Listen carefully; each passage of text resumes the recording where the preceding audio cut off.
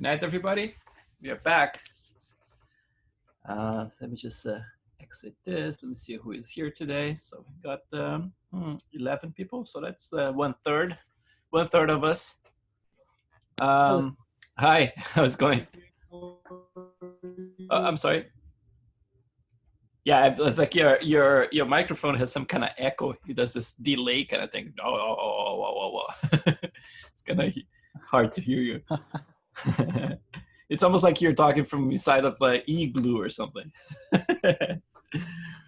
Yeah, but it's interesting. It's just from time to time. Sometimes you talk and it's fine, but then sometimes just gets this. Well, I think it's the connection. Sometimes gets a little slow, perhaps. But I don't know. So let's start this party. It's unbelievable to think that we only have like 6 of those meetings left. So it's like it goes really fast. And we have a lot of content, of course. It's going to get pretty packed, right? Like yesterday was pretty packed already. And, you know, when we get into hair and like grooming and all that stuff, we're going to have to deal with the bugs that XGen has. And that's always a surprise. It's always amazing. Hey. Yesterday, you haven't covered teeth yet. Yes, I this is in my schedule today. I'm going to start with teeth. Yeah, don't worry about it. Yeah. Yeah, because I realized that we ran out of time yesterday, but I have the teeth lined up. I think we're going to start with that, actually. But yeah, so the grooming is going to be a surprise, you know. It's like you never know what's going to happen, you know. It's like you're going to start slowly, for example, with the stuff I know works. For example, we're going to do some work on the peach fuzz first. This is going to come probably like between tomorrow and after tomorrow. So it's going to start like peach fuzz and like nose hair. And then eyelashes is something that we need to use like some guides for XGen. And the guides is always a mystery. Sometimes it works just fine. I don't have any problem with it. And sometimes it's just a pain in the butt. But then the biggest challenge is going to be her long hair, right? So I don't know if I'm going to be able to finish at till the end of the class, the end of next week. But I'm definitely going to start the whole thing and show you guys how I started and all that stuff. But for today, before we get like too crazy with the other stuff that's going to be pretty packed, we're going to take a little bit easier today. So we're going to talk about the teeth first. I'm going to move on to the model, back to the model, because I didn't have the time to actually do any extra painting on her face. So I'm going to be painting some more. And also, my main focus should be making the eyelids tight against the eyeballs. Just make sure that everything is completely connected in there. It looks good. I'm going to be sculpting a little membrane in there.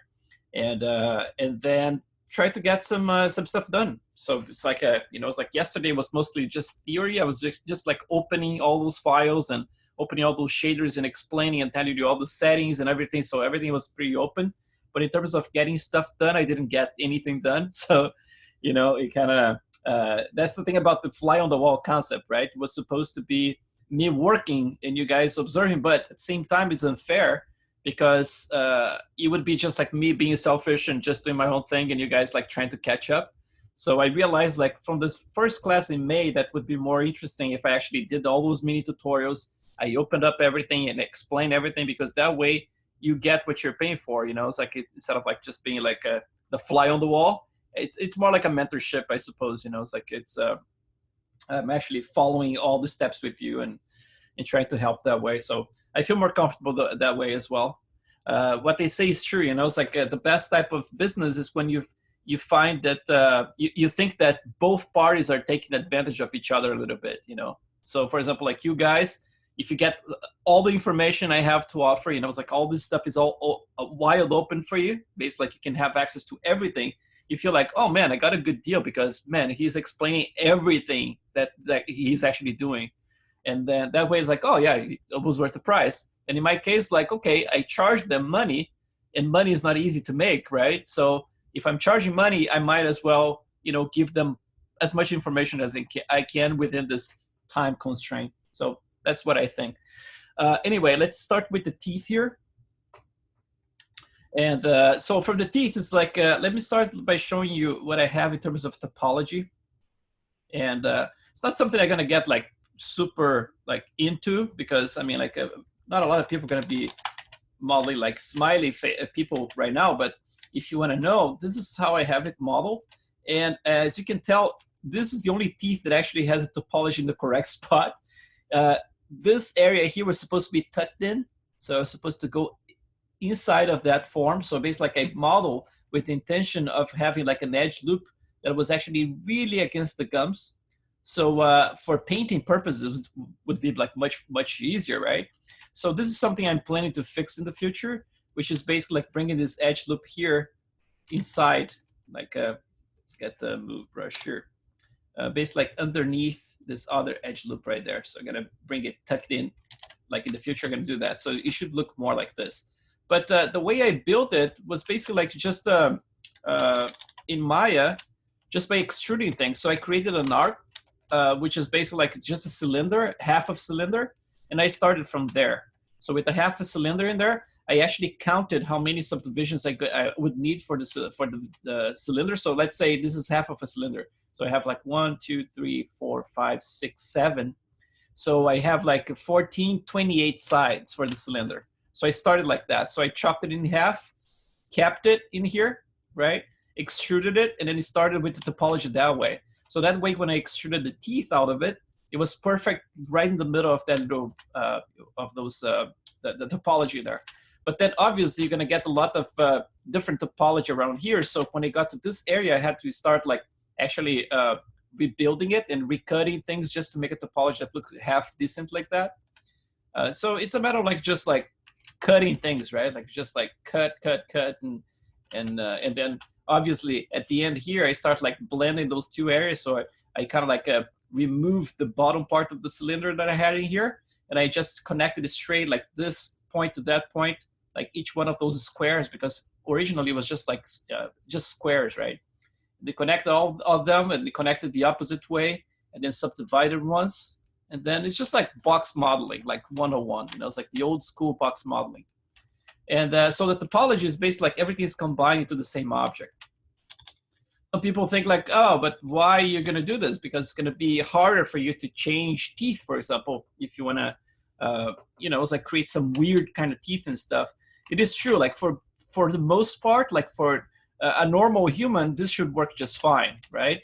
But if you have like some fucked up teeth, obviously you're gonna have, you might have some trouble with it, but I still can manage, like, for example, like to rotate things pretty good if you have a topology in there, right? For example, this teeth here, if I had some model that I would need like some crazy teeth, I still can actually rotate it pretty badly, you know, it's like break it, or I can totally shrink it if I want it to disappear or twist it around like that, as long as you have a decent topology, you know. And you can even like bring it in like that, you know, it's like if you want to remove a teeth or something, like not like that, but I mean, like I can smooth it out to a point or something. There are like many things you can do. For example, like here, if I do like a smooth, you just smooth out this whole thing, you know, it's like you put it to a point like that and just make it disappear. You know, so like there are things you can do with it. So it so far is not being a problem to me. I think what happens is that at least like depending on the render engine you're using, sometimes it's hard to get like a perfect calculation of the subsurface scattering between the two parts. So for example, if something is not completely tucked in perfectly and conformed inside of the gums in there, for example, sometimes you get some artifacts. You know, it's like I know for a fact that RenderMan has some artifacts with you know, with the teeth going and intersecting with other objects. This happens a lot. You know, it's like even my professional work, I see people having trouble like getting the teeth to look correct because of some artifacts and some dark areas that are caused by the intersection between different objects. Arnold has that feature, right? Like you can actually put all of the subsurface scattering models under the same family. So the shared SSS that I showed you guys before. So it kind of like creates a nicer transition, so it doesn't create like a dark edge between the objects. But I rather do something like this that I know that's gonna work perfectly, you know? So when I render it, I should get something that looks, you know, nice and perfect. So like there is no visible transition because everything is part of the same subsurface model, right?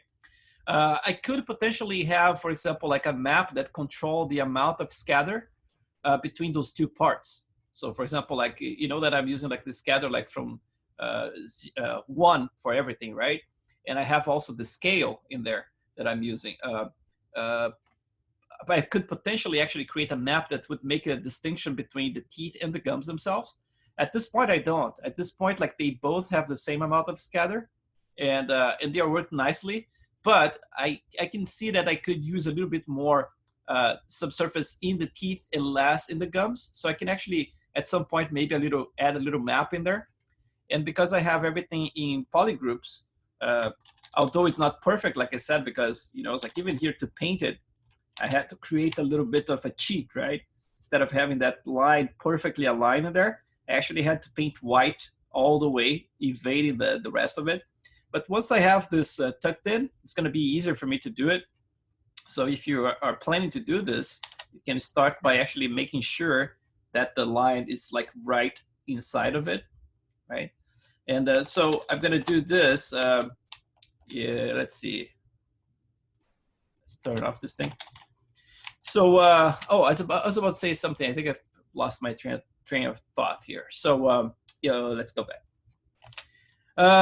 So for this guy here, so for the UVs, what I'm using for it is very simple as well. So let's see, UV map, and then morph UV. So basically, like it's actually 2 UVs. So like I think I'm using like 2 UDIMs. So let's see if I can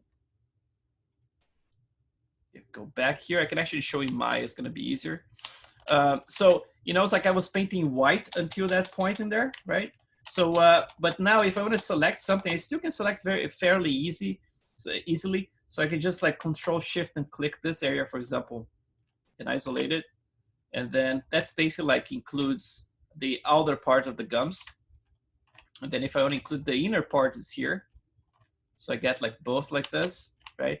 So for painting stuff, if you have the topology, as I told you, like I don't have it here, but if it was perfect right there, it'd be very easy to just like add the general coloring here, just paint it. For the painting, I did some things in here. For example, you're gonna see some, see if I can go to the material, let's see, flat color. And I think this one has HD. So if I go to, let's see, unhide everything. And I'm gonna go HD around here. Yeah, you see like those veins in here? Like a bunch of veins. This one is basically that little lightning brush that I was using yesterday. There's one is even like almost touching the teeth in there. I have to remove it. But yeah, some color variations, some purples in there, just to give an impression that some veins are there, some yellows. But mostly very simple map overall. It's like mostly like just the general color of the gums that has to look correct. But also in the shader, actually, I'm tweaking a little bit of the color as well, just like I do it with this stuff normally. So let's look at the shader network for this in Maya. So this is the model itself, and then let's look at the UV first. Where is it? Right here. No, not this way. So let's get the teeth, and let's isolate just the teeth, and let's see the lights. Let's do that so we can render just the teeth. And make sure that I don't have any depth of field. So let's go to Arnold and look at here. And no, my DOF is actually off, so that's good. So let's go to Window, Modeling Editors, and then UV Editor. So that's basically my UVs right now. So it has like, the front of the teeth, actually just the teeth completely unfolded, and then the front of the gums, the back of the gums, the top, and the bottom of it. And that's about it. So it's like simple, like 2 UDIMs, right? Kind of overkill if I go like 8K, for example, for those ones. I should go like 4K for those maps, each one, and should be more than enough because I don't have a ton of detail in there. And it's using a pretty large amount of the map anyway, so 4K should be good. And then for the shaders, oh, another thing I forgot to mention here in ZBrush, there's a transparency map that I painted, which is like I copied this object here. So I copied it, and then I painted it with a different color. So if you look at this guy here with the flat color, that's basically what it is. So like those black areas are supposed to be more transparent, And then the gray area is slightly less transparent, right? There's a blend in there. And then the white is not transparent at all, right? So it gets more solid. So I painted a map like that. And this map I'm plugging, I'm gonna show you how it works.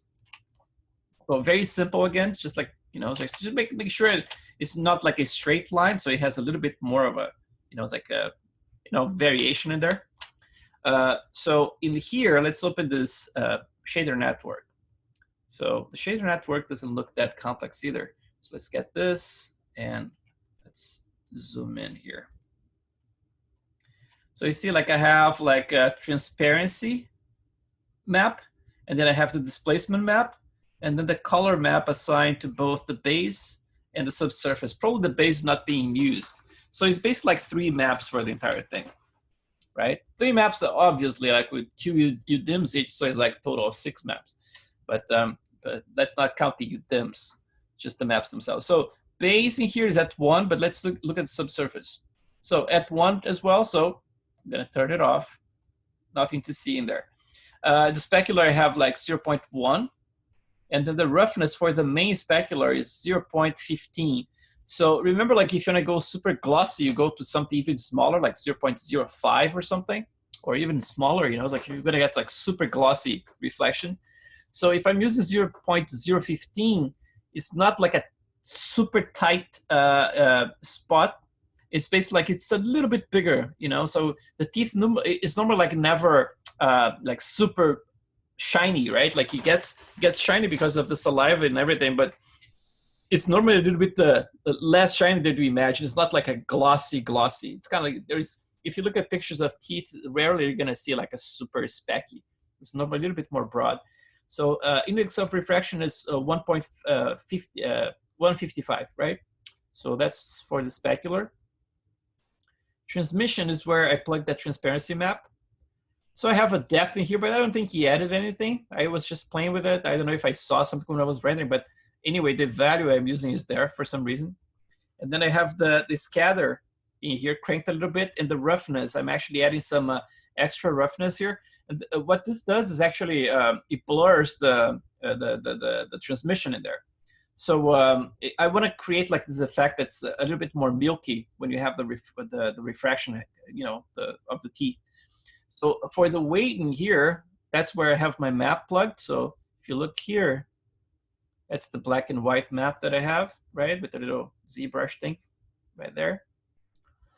And so for the color balance, it's basically like full on exposure at 0, so it's the default, but I'm changing the alpha gain. So basically like the alpha is luminous is on because it's a black and white map. And then I'm using 0.2. So let's see this rendered. Let's see what it does. So I have my thing here. Let's try to render that. You can just select like one tooth and do some tests with it.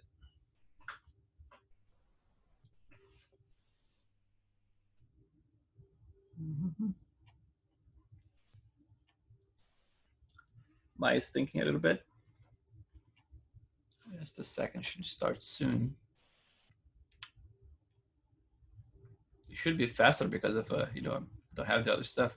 So you see, like you can see a little bit of the transparency already, but obviously here the intensity of the light's a little bit strong. So let's just reduce a little bit. So let's get my let's pause this. Under lights.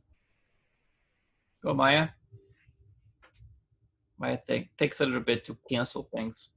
Let's go. Oh, actually, there's this problem with like, it's like by default, if you click the XGen interactive groom, by default, it kind of like, it brings this interface here, but it has like 2 outliners basically like on top of each other. So I don't even know why, but this one here doesn't work. You see, like you click things, they'll select, and then it's like a little, I don't know what's the deal with that. So under this one here, then you can select things. So let's go to the intensity. So like, let's put this one at let's say 8. Save this one. I can play with that later. So now it's a little underexposed now. So let's try maybe 11. Oh, actually, it's 8,000, 7,000. Yes, I think it's going to be better. So like this. So let's do, oh, Jesus. Clunky hands. With this guy here. All right, so let's get to this part right here. Actually, this one here. Actually, the whole teeth, right? So you can see the difference. Let's zoom in. Maybe it's still a little strong, so let's try.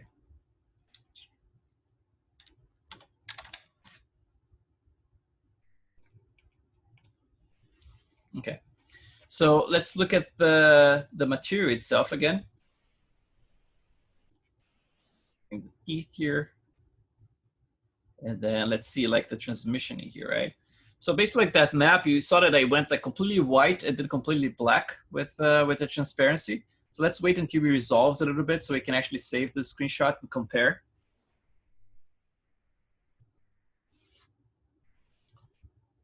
I think I'm using like maybe too many samples. Let's see what I have for settings here. Oh yeah, that's too much. Let's do 6. Should be faster.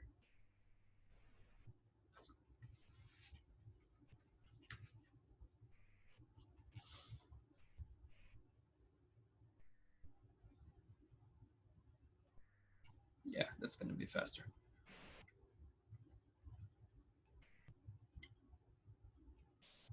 Go, go, go, computer. You don't have all the time.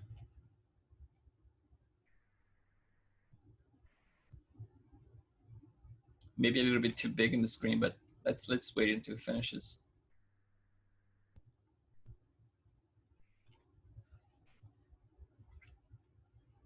Okay, so it's getting there.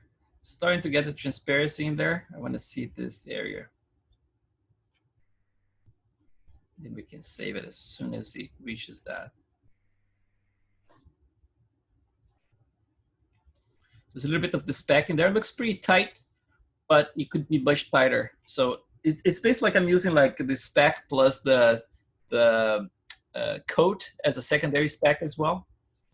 So the tight speck is coming from the specular itself, and the broad one is coming from the coat.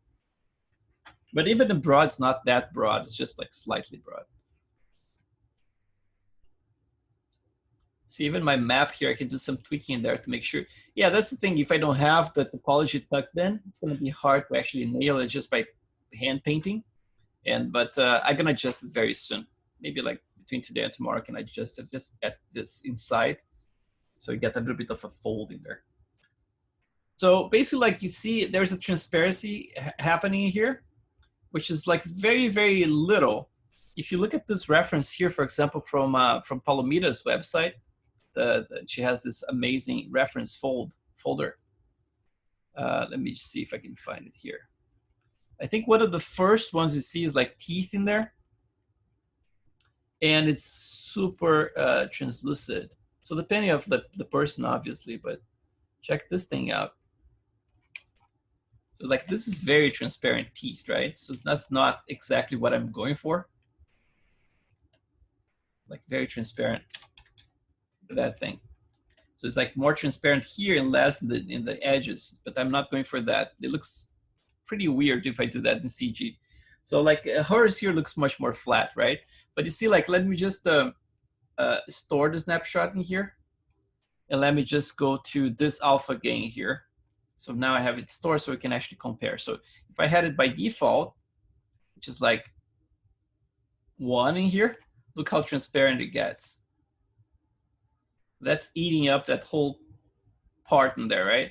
So basically, like by reducing the alpha gain here, I can actually see how far I want to go with the transparency. You know, if I want more transparent, less transparent. And then if I want to get some effect like this one here, for example, like this border having less transparency, I could paint this back to white, because at this point I have mostly black at the border here. And then, you know, I could do a much better job of the painting in there. But it's like that's what I use for creating the transparency. So between this and that, you're going to see much more transparent in there, right? So let's go back here. look at the other parameters. So transmission is done. So subsurface scattering, I'm using 1.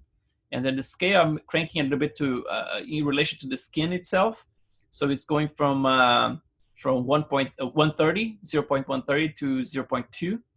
And then a little bit of front scatter as well. So 0.1 for front scatter. And then the subsurface color, I have the map itself, the albedo plugged in there. So this guy, right? Just like straight from ZBrush. And then here for the color itself, you see, like that's what I'm talking about. Like when I was showing in ZBrush that I was tweaking the color here in Maya. So this is what it's doing. So for example, if I just resume this render like that, that's the color of the gums right now, right? But if I have like, for example, the color gain I have here is actually, let's see what I have, like 0.9. So it's like not completely white, right? And I'm pulling it a little bit towards what color here? A little bit towards yellow. So I'm kind of pulling a little bit more yellow. And then also there's an offset here. So the offset's going more towards just like white, right? So if I remove the offset here, it gets much more saturated and the color gets brighter as well if I go this way, right? So the color gain here can get darker or lighter with it. So I went a little bit darker overall, just to get the teeth, even the teeth a little darker, so it's not completely white. And the offset here, if you're adding more white, obviously you're gonna get much more pink overall. So basically I'm adding a little bit more pinkness to it. And then so like I bring it down, okay, I could play with the exposure as well if I wanted to, right? To bring the whole thing down. So yeah, I like using those parameters to just like, you know, to tweak my colors a little bit without masking too much. But again, this is an overall color tweak, right? So if I'm adding yellow, it's obviously adding the yellow to the gums as well, not only to the teeth, right? But I mean, like, if you do carefully, you can do a lot about this stuff. Like I'm showing you how I have it set up, but you can tell there's lots of room, like there's lots of little flaws in there that you can actually fix, you know? It's like if I'm not that lazy, I can actually add some maps and control those things all with maps and get things like more perfect. But if it's working for the portrait, you know, it's almost like I don't want to spend that time, you know? Just if I look at it and it's really bothering me, then I go and take a step further, you know, with stuff. But overall, I want to get like the results good and then move to the next step, you know, because there's so many steps to take care of when you're dealing with a portrait. So that's how it looks like with a little bit of underexposure, right? And more transparency in this area here. I could go crazy. For example, I can bring the transparency in certain areas much more random. Another thing that's going to happen, for example, if you model your teeth to have a more hollow, you know, surface behind it, you're probably going to get the transparency to read a little bit more, or the subsurface read a little bit shallower as well. So it's important to have the model correct. So, you know, dig some, you know, cavities around the back of the teeth as well. So the last one here we have is so the displacement is plugged in there, and the displacement is just straight from ZBrush, so there's nothing to talk about it. But let's see the rest of the shader. So subsurface done, and then coat.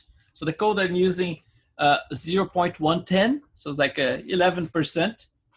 And then roughness 0.070 in comparison to the specular, that's 0.015. So it's like it's slightly more broad, right? So it adds a little bit of a secondary effect to it. And obviously here, because it's a single flashlight, the highlights are very tiny, right? Because it's just a tiny little reflection in it. But in general lighting situations, the teeth works nicely with, you know, it's like even with the HDRI and stuff. And then you can see how gummy it looks like here, right? Because it's like the subsurface scatter overall is like a 0.2 instead of 0.130. That's the skin, right? So it gets more gummy in those areas here, but you cannot see obviously because it's stuck into the mouth. So index of refraction 1.55, and then shin nothing, emission nothing, and then geometry nothing as well. So that's pretty much it. Just for the for the sake of like reminding you guys, you have to, if you have an object with any type of transparency, always go to the properties of the object, press Control A, go to the second tab, and then under Arnold, you're gonna have to turn off opaque. That's on by default. So that's pretty much it for the teeth. We can go back to anything, you know, it's like later when you have the questions and answers in about half an hour. And then for now, just gonna do some work. Let's get some stuff done here. Let's, oh, before I do this, let's export a brand new set of eyes from this scene here.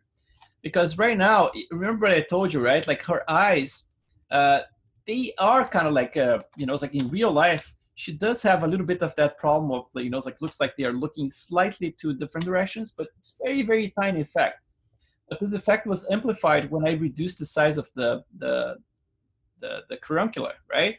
Because what's happening here is that when you look at an eye, you're seeing like almost like an average size that's basically like the white part, right? Like the sclera, and then you're seeing the iris in the middle. So if you have enough caruncula here, so it's gonna look like centered.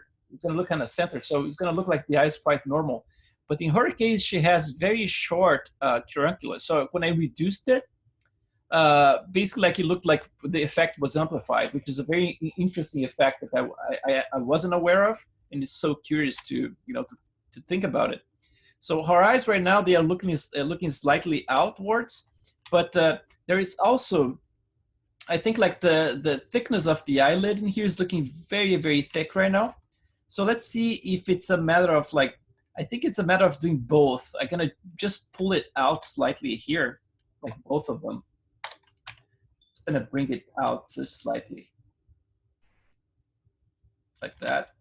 And then maybe this one here, I think this guy here is gonna have to come more towards the center.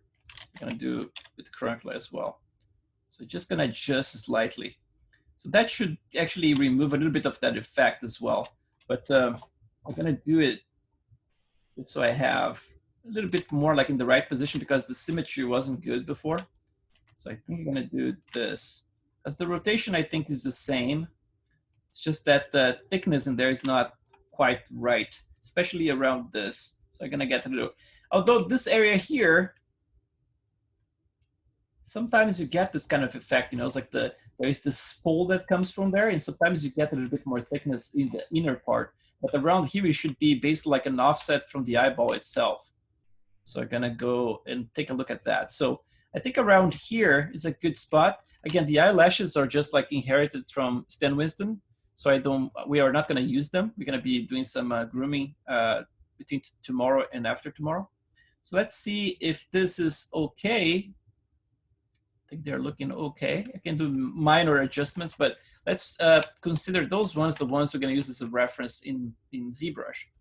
And then if I adjust later, you know, the position or rotation, I'm gonna have to adjust in ZBrush as well.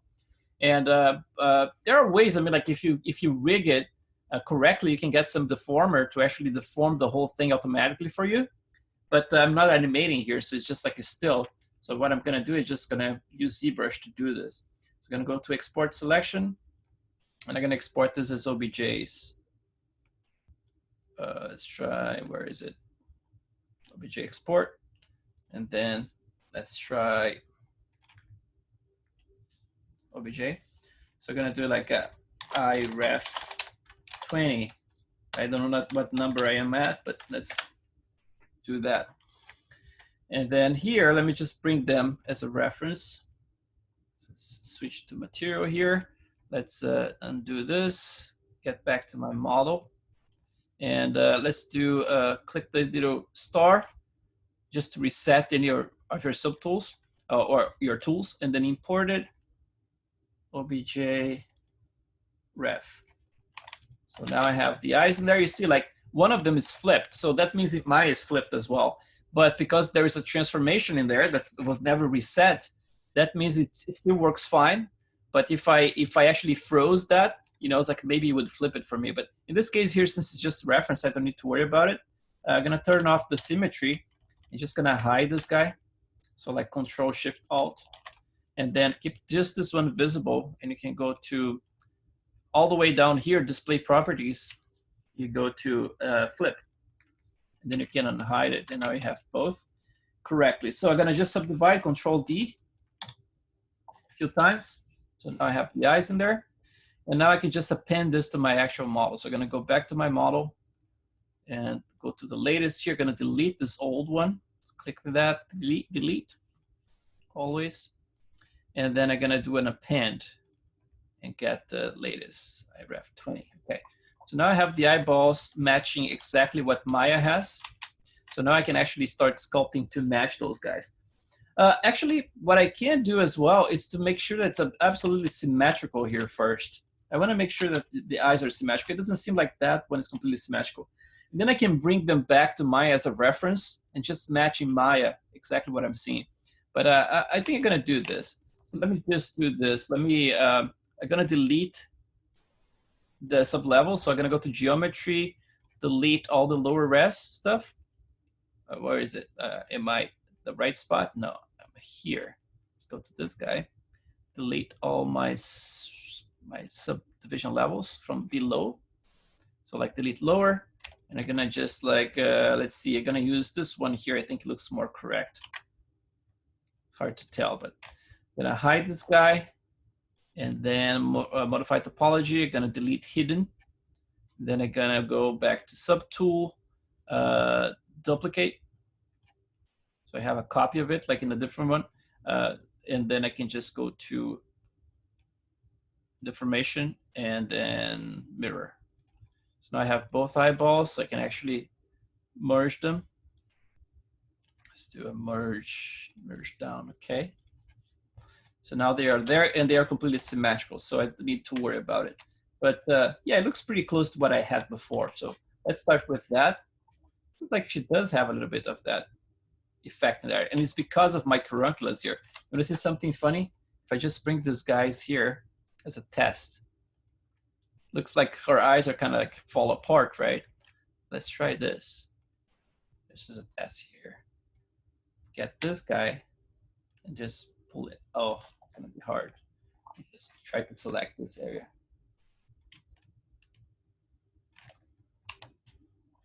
Reverse, just like pull it. Gonna have to pull in an angle actually. Oh, it's gonna be a mess. But let's see if I can just cheat it here. Something like that. Yeah, if we had something like this,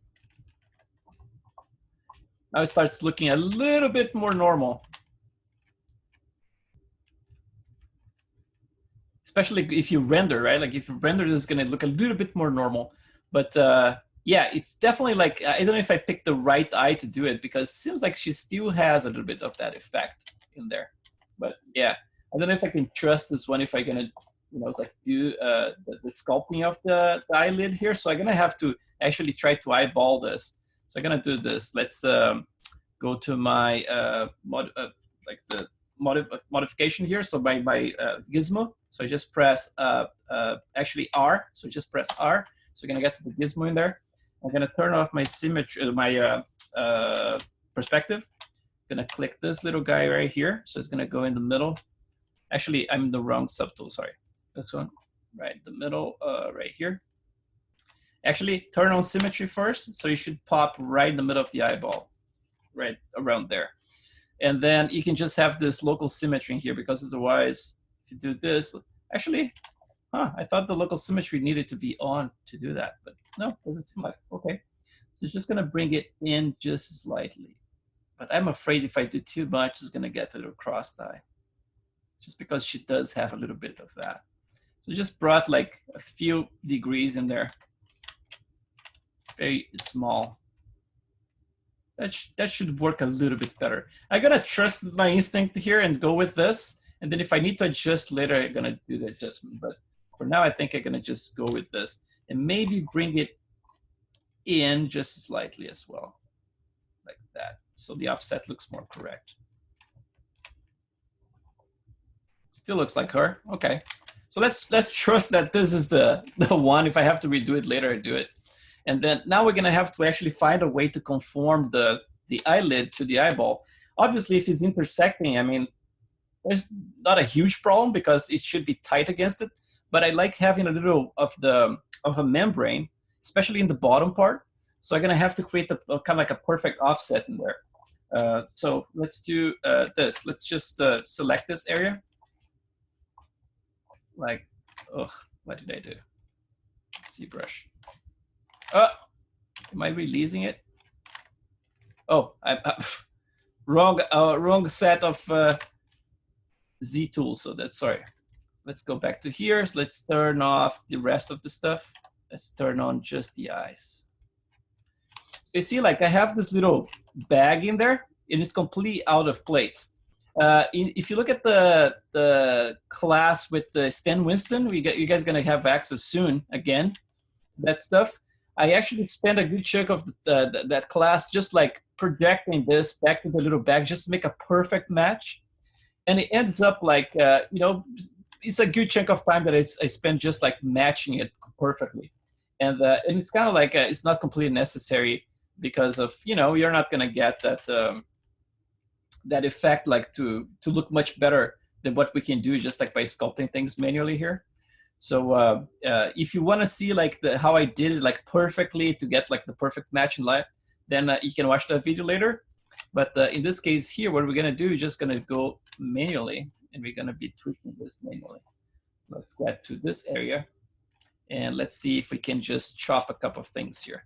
Let's chop the back of it, hide everything. So let's see transparency, and let's hide the back of the little bag. And then I'm gonna do the same with the eyeball itself. Keep it like this so you can actually see the back of it. And I'm gonna turn on the display properties, double. Turn on this one back so now I can see actually what's intersecting right there. Okay, so now we know that the eyes are perfect in there. One thing it's good to do, it's to prevent touching the front of the eye in there. You can actually create a mask. So let's create a mask in here. I'm gonna press, you can press like W, E, or R just to select the gizmo, right? And then if you have a topology for the eyes that look like circular, like I have here, right? Like everything is a circle, so like it should be a decent topology. So I can actually select just this area here. And then, you know, it's like if you press Control and just drag across the edges, right? You can actually create like a perfect edge loop. So I'm gonna do this around here and just select this area. So I have like everything selected, so I'm not gonna affect it. The front, if I start like doing any changes here, actually I can go a little bit further and go all the way closer to the edge in here. So something like this. Yeah, so it's better. So I can actually preserve a little bit more of, you know, mistakes gonna happen here for sure. So just like try to be as careful as possible. So now let's do a little tweaking here. So with my brush, let's switch to move, the regular move, not the move topological. And have my symmetry on. It is on. And then I'm just gonna press Alt and just like click and drag. Just to resolve a little bit of that intersection right there.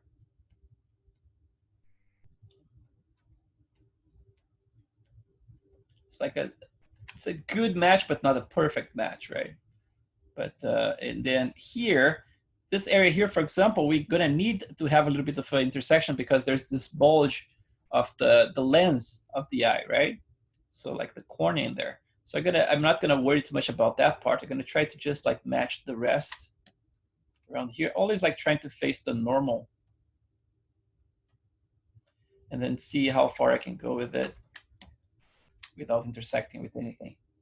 And I mean, like the intersection here is important to fix in this area, but the rest of it's gonna be obscured, right? Like all this stuff's gonna be hidden. So I don't even need to match this perfectly anymore, right? As long as I match this little border. Let's see, even this guy here, it'd be nice to bring it outside.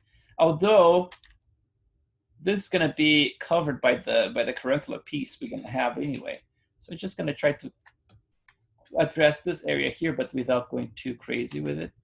So I'm just gonna go all the way here, see what we get from there. Yeah, and then here I can actually tuck this in a little bit more. I'm gonna use a little bit of the H polish brush as well to just like bring this in. So let's get, yeah, there's a little bit of a hole in there. Let's get the topological brush. It's a little bit hard. I think there's a little bit of slightly soft selection in there, I believe. So I'm gonna just like smooth it out.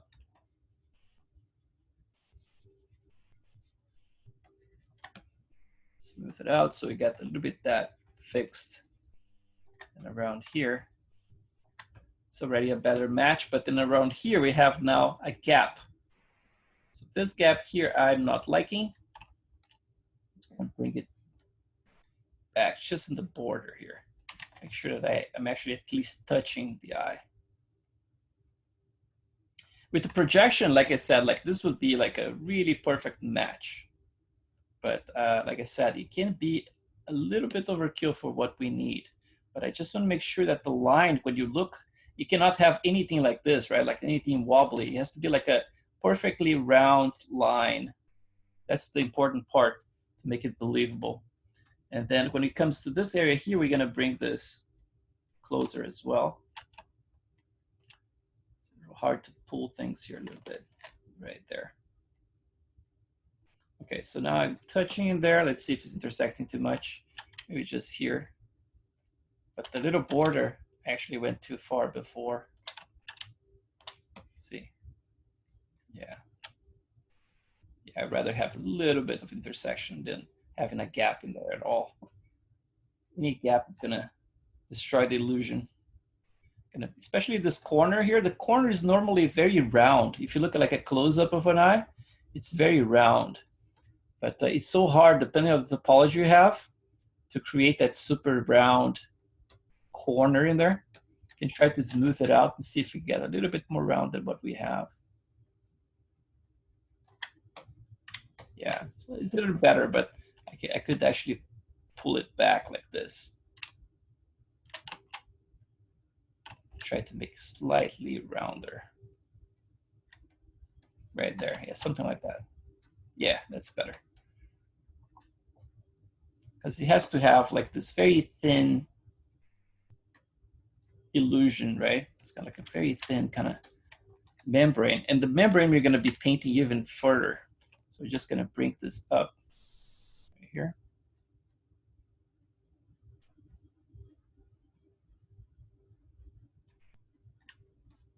Get it smooth.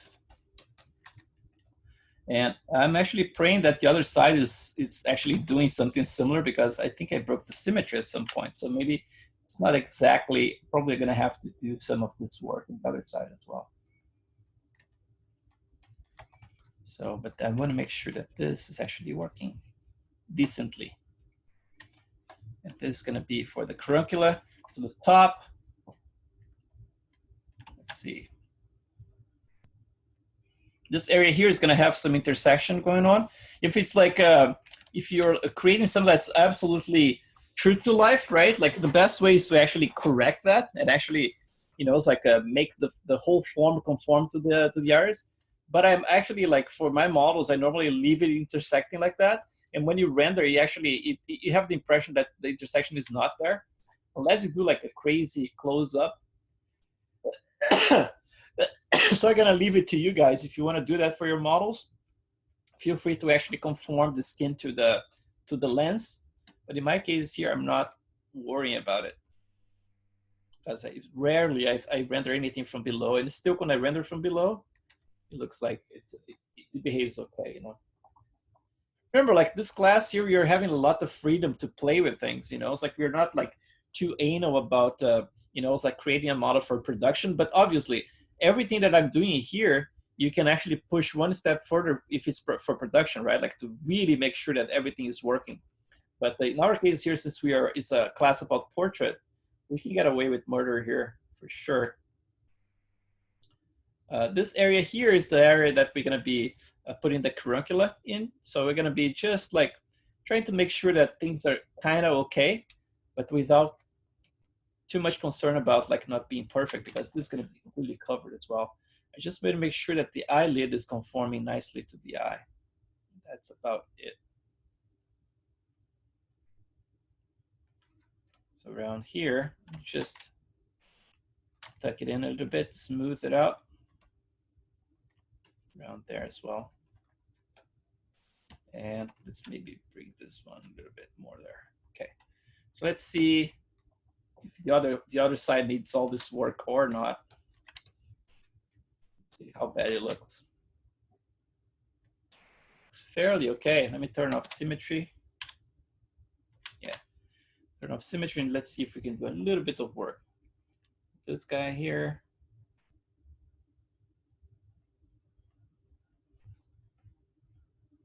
Yeah, okay. Yeah, it doesn't look bad at all. Let's see the corner. Corner looks a little bit round like I did the other side, but this one I think went too high, so I'm gonna bring it down. It has to look like a perfect, you know, curve.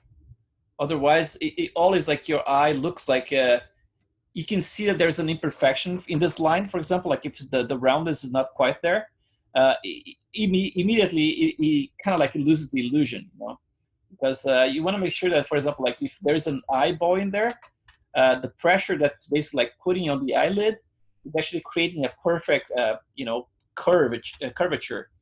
So that's the thing that we have to pay attention. Let's smooth this little line. I can actually turn off my mask very soon and then smooth even further. Let's bring this one. Oh, another thing is this brush topological. Sometimes you create a lot of intersections. So I'm gonna just switch back to move, the default move here. Otherwise you start, you know, it's like you pull a surface like this and intersects with the back of itself. And unless you have like the mask by mask like back faces, right? So that would solve the problem. Okay, so this one here, bring it out as well. So now we have the eyelids fairly well, you know, conform to it. Let's look without the mask here if they look decent enough. Seems like there's a little bit of a cavity that was created in here, and I want to be a little bit more flat. So, you know, it's like I want a little bit more flat than what we have. So let's go back in resolution a few times, maybe like once is good. And then I'm going to switch to the H polish brush. And then I'm going to go to lower intensity. So let's do maybe like you know, 10 or something like that. And let's mask this again by topology. So control, click and drag. I'm going to go into something like this. Actually with the symmetry. Something like this. I have a little bit of a, you know, a decent amount of reference now. And then with the H polish, basically what it does is just like do like it flattens everything, right? So if I go and crank just to see what happens, it's like this. Look, it goes and flattens that whole area, right? Maybe like 40 is not too bad. Let me just do it like maybe 30 or something. And then let's use the symmetry. And I'm gonna try to flatten this area, especially closer to the eye right here. So close here. And then bring it all the way to this edge, a bit more of a flat surface. And this area here is too much, it's too far from the eye as well. I'm gonna make the eyelid a little bit closer in there. Uh-oh, something happened. What happened?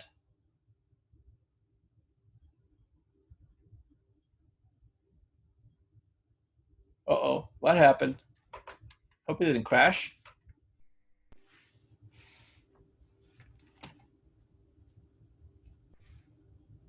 That would be a little rare.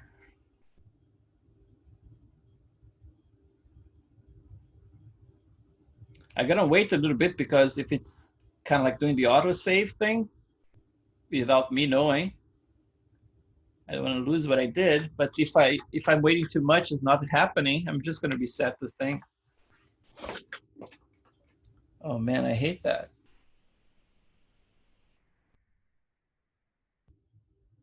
Oh, nowhere. Okay, let's see. Oh, still there. Jesus. Yeah, I think that's done, guys. Jesus, just because I wanted to do some work today, you know. ZBrush, don't let me down, man. Yeah, he totally he did something there. I think it wasn't ZBrush wasn't expecting me to use a mask and the H polish brush at the same time. I think that's the problem. That's too complicated. Oh man, I hate this stuff. Is it quick saving? I don't think it is, because by now it should be quick saved already, you know. Yeah, by now it would be saved because it's a big scene, but we had time enough to save it, you know. Sorry. Yeah, I'm gonna have to liquidate this so we can actually move forward. Ay, ay, ay.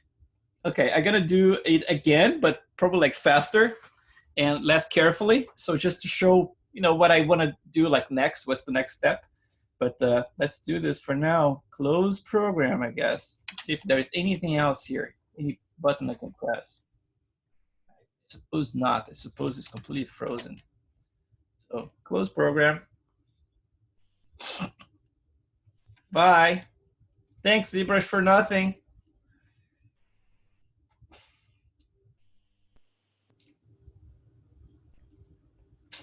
Yeah. All that work bringing the eyeball in there and everything. Fuck, man, that's not good. The most recent abnormal, you may view, okay, quick save? I doubt it. I doubt it you saved, you bastard. Okay. Now, this is all the other stuff. Nope, I don't trust you. 87, no, that's not it. Is it? Go to folder. Let's just double check, just to make sure. Can I go to folder? No. Let's see, this one doesn't look like it. It looks like something older than the... Check at the end of the list, I think. CPR? This one? No. The number, the higher number, I think. Yeah, this is supposed to be the higher one here, but this doesn't have anything in it, so I doubt if it saved it. So 3288. Yeah, that should be the one. Actually, look at this stuff. The number is a little messed up, right? Because this one goes like 89, so this should be old. I don't think like the new stuff was saved here at all. 3309. Yeah, that would be the latest. Then there's this recovered in here, which is like old as well. Yeah, I'm not gonna trust it. I don't think it's saved at all. Let's do it. Go back here so we don't lose more time. And that happened like with the XGen before, but not with ZBrush. That was the first. I think that was the first crash with ZBrush. Maybe the second. I don't know. But man.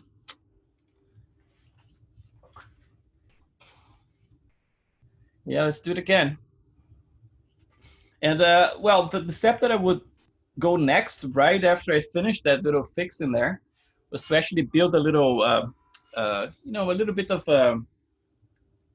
how you call like a little membrane that's actually just connects the eyeball to the eyelid. Just like lift a little bit and make a very thin surface in there. So I'm gonna start with that, I guess. And let's just try to bring the eyeballs back and try to fix some stuff. Let's see. Let's go back to my Maya first. Actually, right here. And let's try to get similar adjustment I did over there, just here. Just gonna bring this one in. I'm gonna delete this one completely. Oops. And then I'm just gonna make symmetrical. So let's see something like that.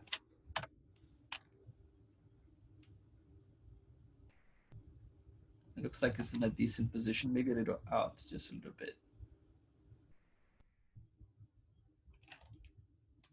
Around there.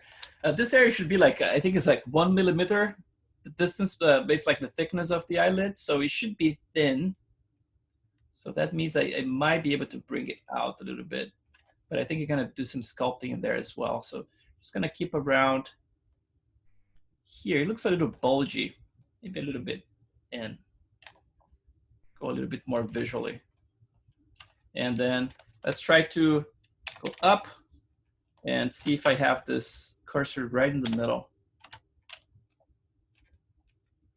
of the world here, which is not quite. Surprisingly, it's not quite in the middle. So let's see.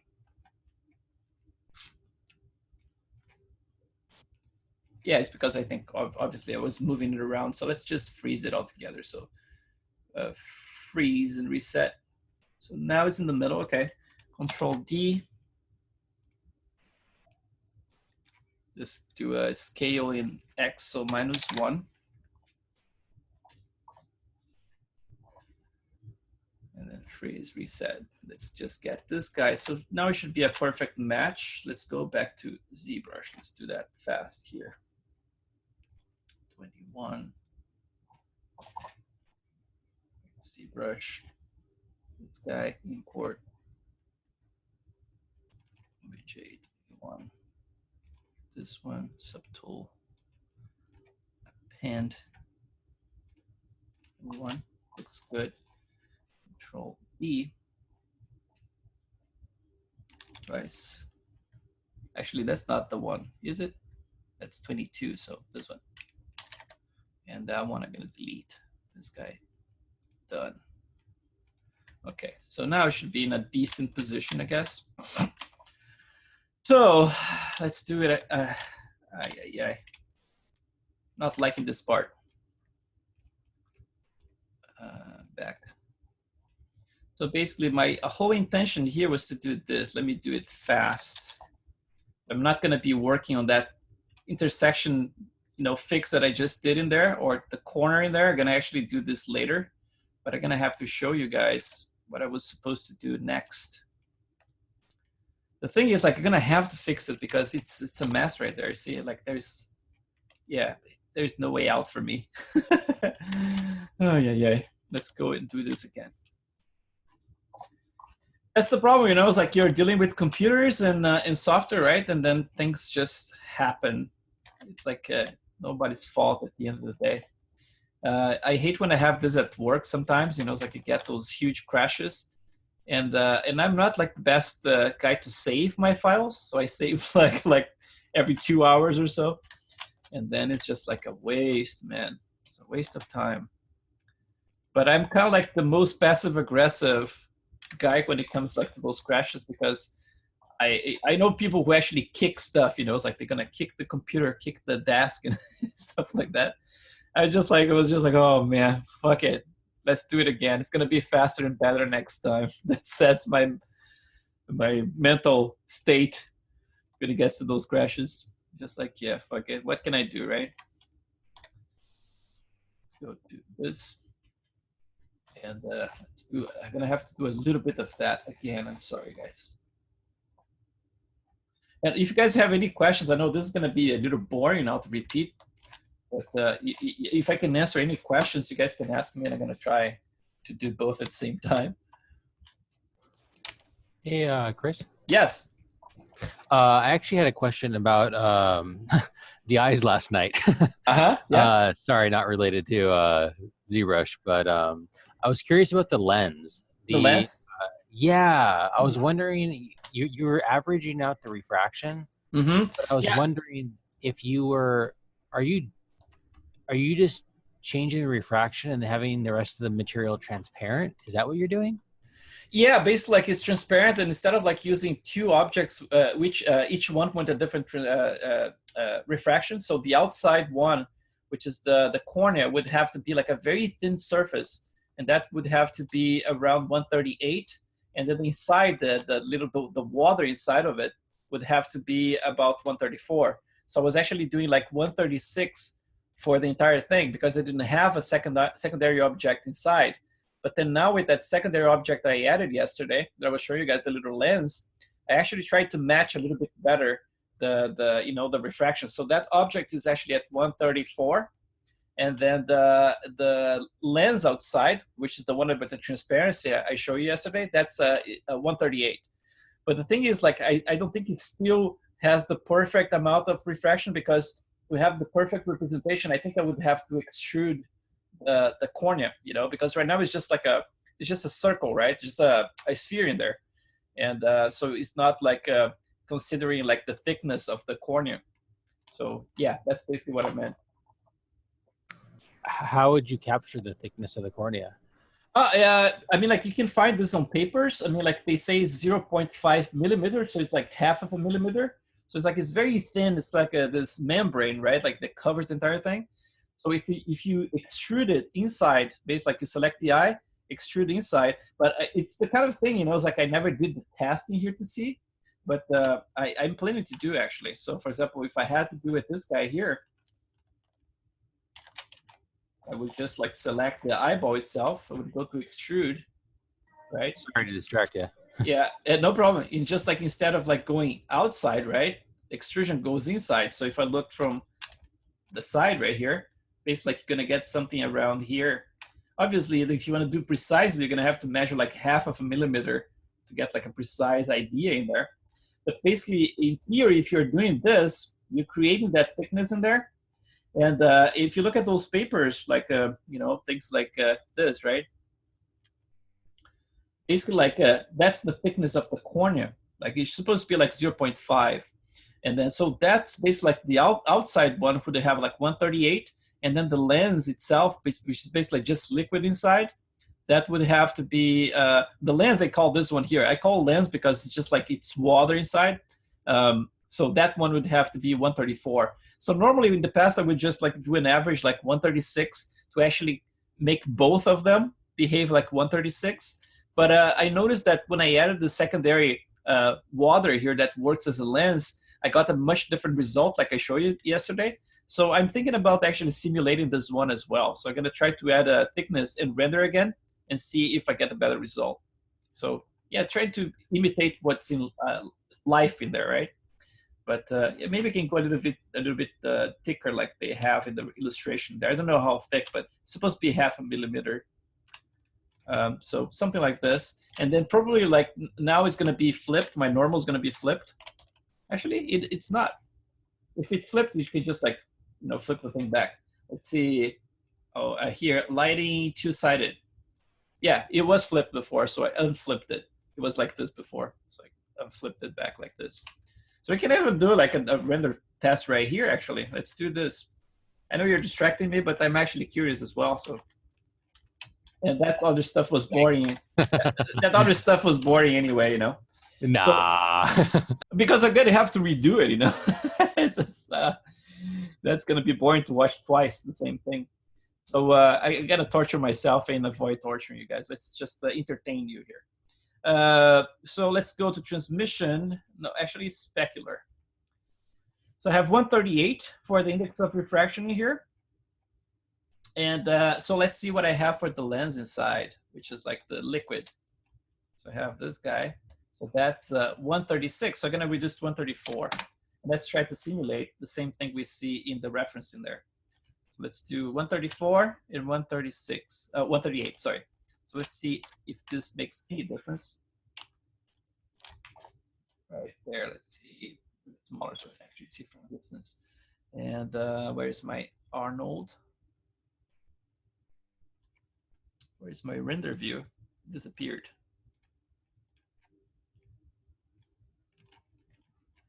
Oh, right here somewhere. This guy. You should be smarter, right? Like if I click the freaking, you know, open Arnold render view, if it's minimized, it should show me. No, it keeps like minimized in there. It's amazing, like how people develop softwares like for 20 years, you know, like and still see stuff very basic, especially with Maya. Maya, it's notorious. That's why they're never going to sponsor me, because I bashed them. Okay, so let's see what we get there. I still have that little problem from the specular that I didn't fix yesterday, if you remember. So let's see what this is doing actually from the side. Let's just try to fix that little problem with the iris first. Let's go to my outliner, then iris. this guy, and let's remove some of the specular. I'm gonna remove the specular kind of like all together, I think, just to prevent any of that problem. Let's see if that solves it. Yeah, that's better, but it's not solved. But yeah, I'm gonna have to figure it out what's going on. I think it's a combination of spec and something else. Is it intersecting? Maybe it's intersecting now because I extruded in. So let's try a render slightly to the side like that.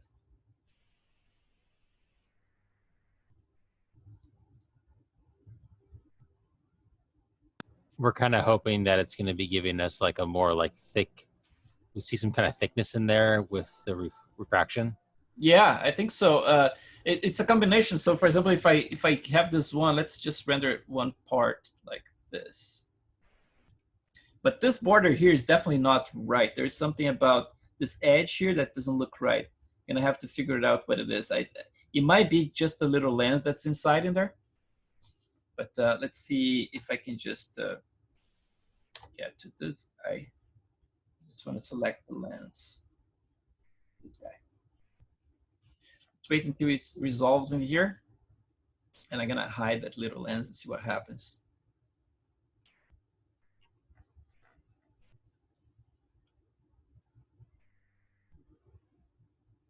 Yeah, definitely the border here is it's a little funky.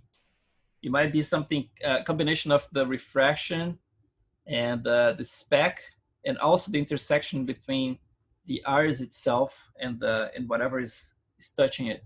So I'm gonna have to bug track that, and then next time when we talk about the eyes, I can show you guys what the solution was. It's always hard to do live, you know. It's like bug tracking is always boring. But so now we have an idea of how it looks like. So let's just do a story snapshot. Let's pause it, and then let's hide that lens. Let's try it again.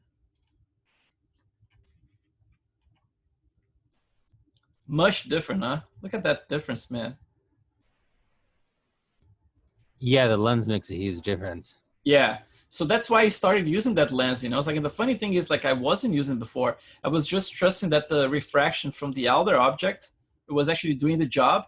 And you see, like, even though it's like a 138, it's like not this, you know, it's like deforming that much. Now, what we can try to do as well is that as soon as I finish this test here, I can actually delete the inner walls again and see what's the difference. So basically, like, this one is with the wall, and then also the inner object. So this one is just the wall without the inner object. You can actually save it right here. I think it's enough for us to see. And then let's try to remove the inner faces. See if I can grab the inner face. Let's see. I just don't want to use the same. I want to keep the same camera angle. So let's just try from here. Perspective 2. Got one here. F. So let's try one inner face here. Let's try maybe. Let's try this. Then this. This. Yeah, that's an interface right there. Oh, not you. Right there. Okay. So let's roll this mask and just delete it. Let's see what happens now. So like that. Perspective is still in the same spot. So let's try. So I saved this one, and then let's try like this. Maybe it's I'm gonna have to reload it because I think I changed the object too much. Let's try to reload the scene.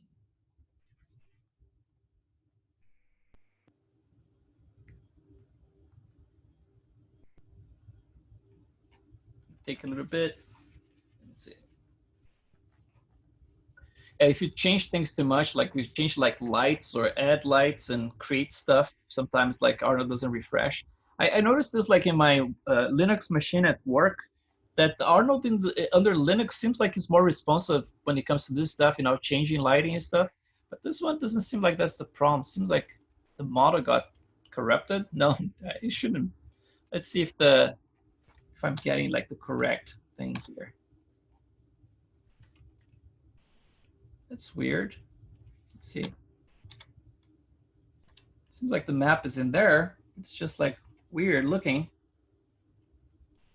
What happened to it? Just by deleting the inner parts? No, it looks like the map is completely in there. It's just like, for some reason, maybe I touched something by mistake? Because it seems like everything went overexposed. It changed the flash photo light for some reason? No. That's so bizarre. Everything went all of a sudden like overexposed. Let's see if I changed anything, like if like any like shortcut I pressed by mistake. Let's try Arnold. Do I have like any exposure? No, exposure is the same as well. Bizarre. What are we gonna do? I want to compare like straight away. Let me try to cheat this, or maybe I'm using a different camera. That shouldn't be it because it's matching, right? Yeah. Let's try. Let's reduce this and see what happens. If it's gonna affect it at all or not. It's affecting, but you know, I don't understand why the. It's so bizarre. Yeah, this one now eliminated that problem. Basically, like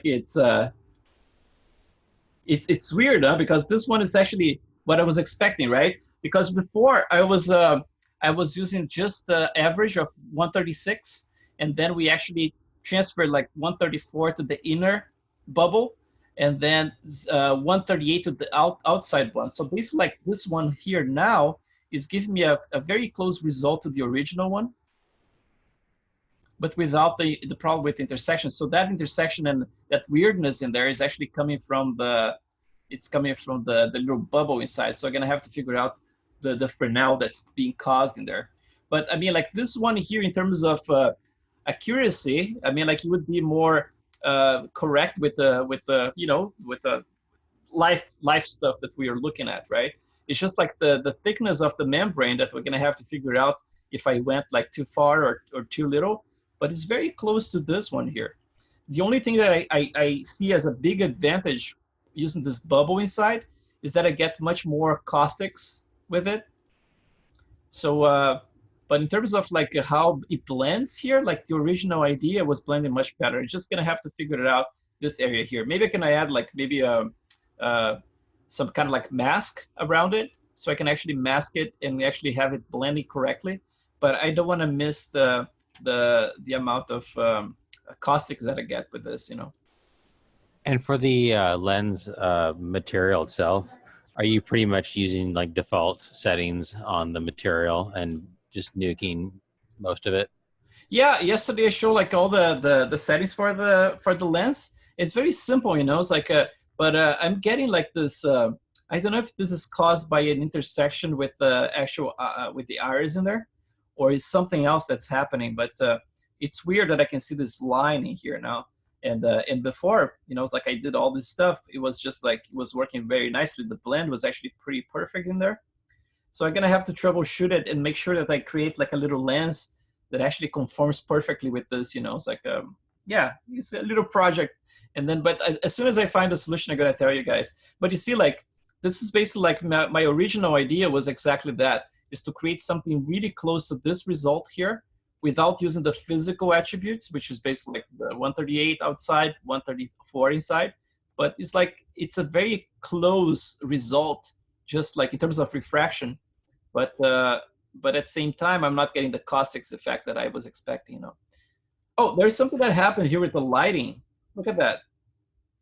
So that means that there's something that changed in here. So let's see what happened. Maybe it's the lighting changed. See, like it's changing the lighting based on the camera. That's so bizarre. Yeah, every time I change the camera, the lighting is actually getting lost in there, but yeah, weird. Anyway, so yeah, that's basically like, I think it's a good experiment actually, but I'm gonna have to figure it out why this is being caused in there. Funny thing that this one here didn't have the lens inside, in this case here, and I still got the little border in there. So far the most successful one was the one that has like nothing in it, basically like the original one I had. It looked the nicest, but yeah, I'm not getting the refraction, so I don't know if I'm a big fan of it. So I'm gonna have to try to figure it out. But yeah, I hope like it made anything more clear, because it is a little bit confusing. No, totally. Thank you so much. That totally helps. No problem. It's something, you know, it's like it's always good to bring these things up, because I get curious, you know, like after the class, I was like, let me poke around and see what's going on with that. And then I can actually, you know, tell you guys. But it's going to be a little project. It's going to be cool. I enjoy little projects. Let's do this. Let's go back to the boardy part here for you. So let's see. This one, I'm going to try to do very fast, not very carefully this time. And then if I need to do any fixes, I do later on my own time. But I just want to show you guys what I meant when I mentioned that little membrane that I want to add. Bring this one in a little bit, make it more round.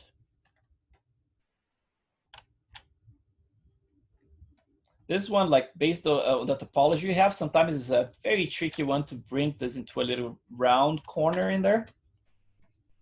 Sometimes, you know, it's like you fight the topology and it's kind of like you're pulling and it's actually not going where you want it to go.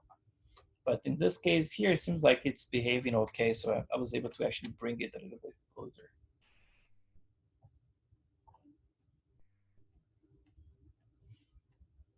So before I go to use that brush again, I'm actually going to save this file. I don't want to lose everything again. So just lose a little bit's fine, but losing everything again, that would suck. Let's bring this guy here. So I'm going to just like flatten this area here altogether by using that brush, but I'm going to save it first. So let's bring this one closer.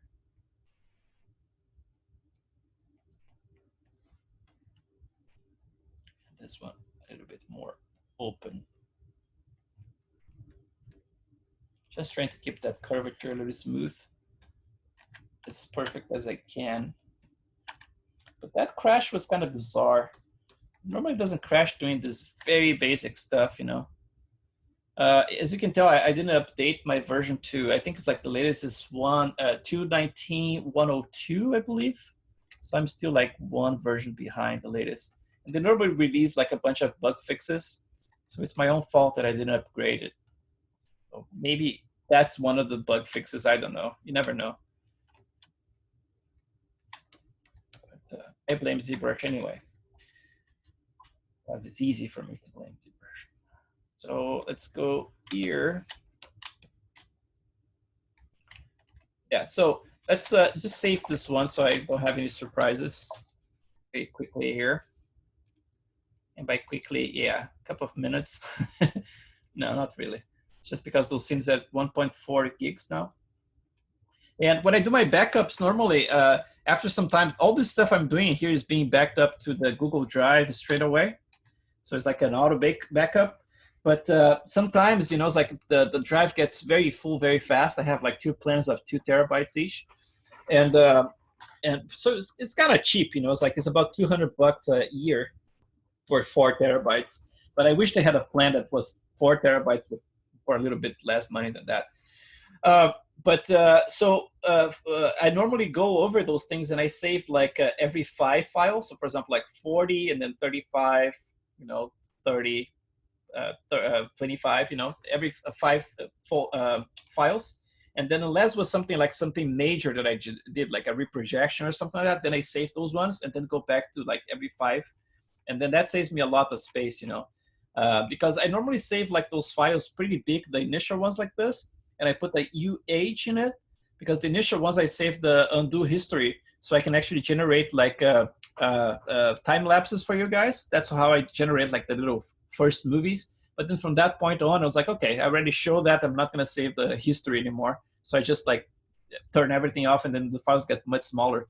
But then over time with HD, it grows every time you save it. So that's why I'm going to have to do some cleaning very soon. So clean this one. And let's try to get that little membrane in place, man. And then, yeah, it probably, another thing I have to do is actually, see this fold under the eyelid in here? It's not getting the result that I want in the render. So for example, if I look at it like this, it's very, very subtle. And I want it to look like more like a fold, like the top ones. You can see that, you can tell that they're a little deeper, right? Like they kind of like intersect and they go inside. So I want to make sure that the bottom ones are doing something similar, just like it's slightly less intense. So I'm gonna have to actually, you know, do a little sculpting. Oops. Little sculpting there just to get those things a little deeper. But at the lowest resolution, I'm not gonna have enough resolution for it. So I'm gonna have to go to a highest one and then pull everything in. And do asymmetrically as well, because it's a very, you know, it's like easy to identify and to spot when things are symmetrical when it comes to the eyelids like this. So that's gonna be the next step. So let's go back to symmetry. So it's symmetrical. And I'm just gonna bring this area here closer to the eye. So you have like a little bit more of the thing, like the logic here is to have like an offset that's kind of like reads as a very similar distance all the way across, right? Because there's a spherical object inside that's just pressing this entire thing. So you should have a fairly similar thickness all the way across. So I'm gonna do this, but then when you get like closer to the edge in here, it gets a little bit thinner.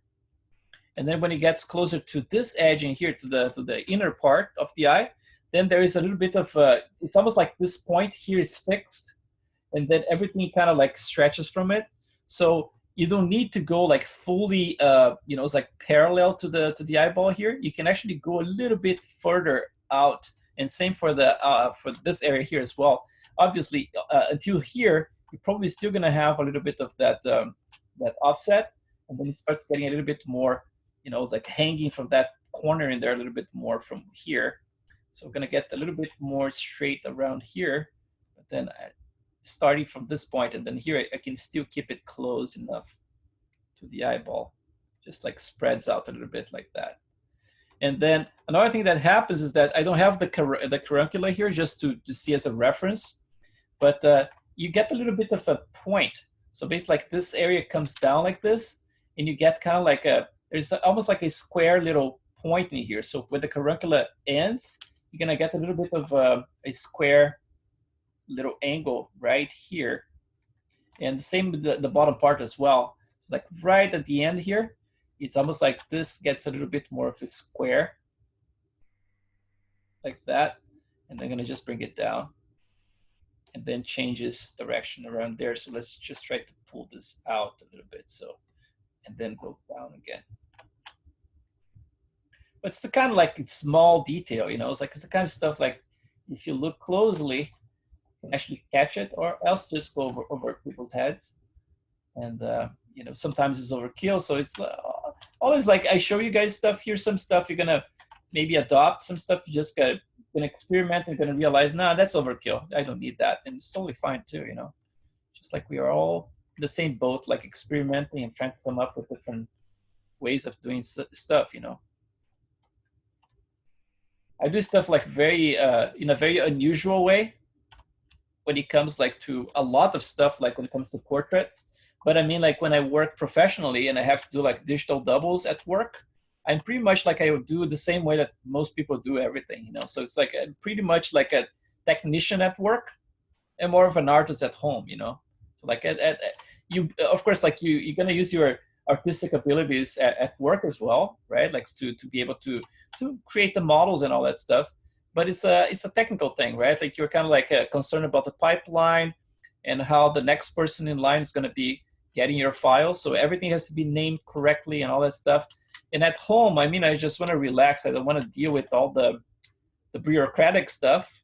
So like, you know, my files are a little bit more messy when it comes to the naming, and you know, it's like the way that I approach stuff is completely free. You know, it's like I don't care too much about you know, it's like being completely technically accurate with anything.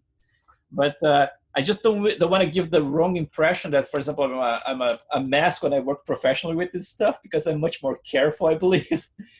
because there was like other people waiting for my stuff in the pipeline, right? So you have to be careful with everything. But at home, man, it's like, this is the way I work, you know. It's like I don't want to create an impression that I do things differently if I'm doing this way. And I'm completely aware that I'm being, you know, judged as I work, because people are like, man, why is he doing that way, you know? And but I learned how to let that go, you know. It's like in the past I would not even teach classes or anything, because it was always like, man, but then people are gonna see how messy I am with my stuff, you know. Messy in a cute way, right? Because it's not that messy. It's just like I get stuff done and it's not that messy, but it's messier than, you know, what you would expect, like in a professional environment, for sure. But at least, you know, it's like it's much more free, and the results, I believe, like are very good, you know, as compared to a full pipeline with a bunch of people working on it. You know, it's like if you can get like a realistic result out of a very artistic way of doing it, I think like it's a incredible win, you know, at least in my opinion. You actually, you know, create something cool without using a huge pipeline and getting results fast as well, you know. Like we're spending all those weeks in here, but if I broke this all down into hours, the hours I spend to do this stuff, I would say like a full portrait you can do like in 40 hours, which is basically like a week of work, right? Like if you're doing like a full-time job, a week of work. Obviously, I'm using assets here, right? I'm reusing the eyes and just tweaking stuff. But I mean, like you're going to spend more time like to build at first those things. But then as soon as you have like a base for everything, like a base topology for your model, some eyes that actually work, that now, for example, like a lot of the settings I passed to you guys, it's not like you're going to be starting from scratch like I had to do. You're going to have, you know, we're going to start with something already that kind of works, and skin as well, you know. So you're going to be bypassing all that torture that was the research to get this stuff. But then once you have the assets built, you know, it's like eyes and teeth and stuff like that, then it's just like much easier. You can crank a model a week if you do like as a, like I said, like a full-time job, right?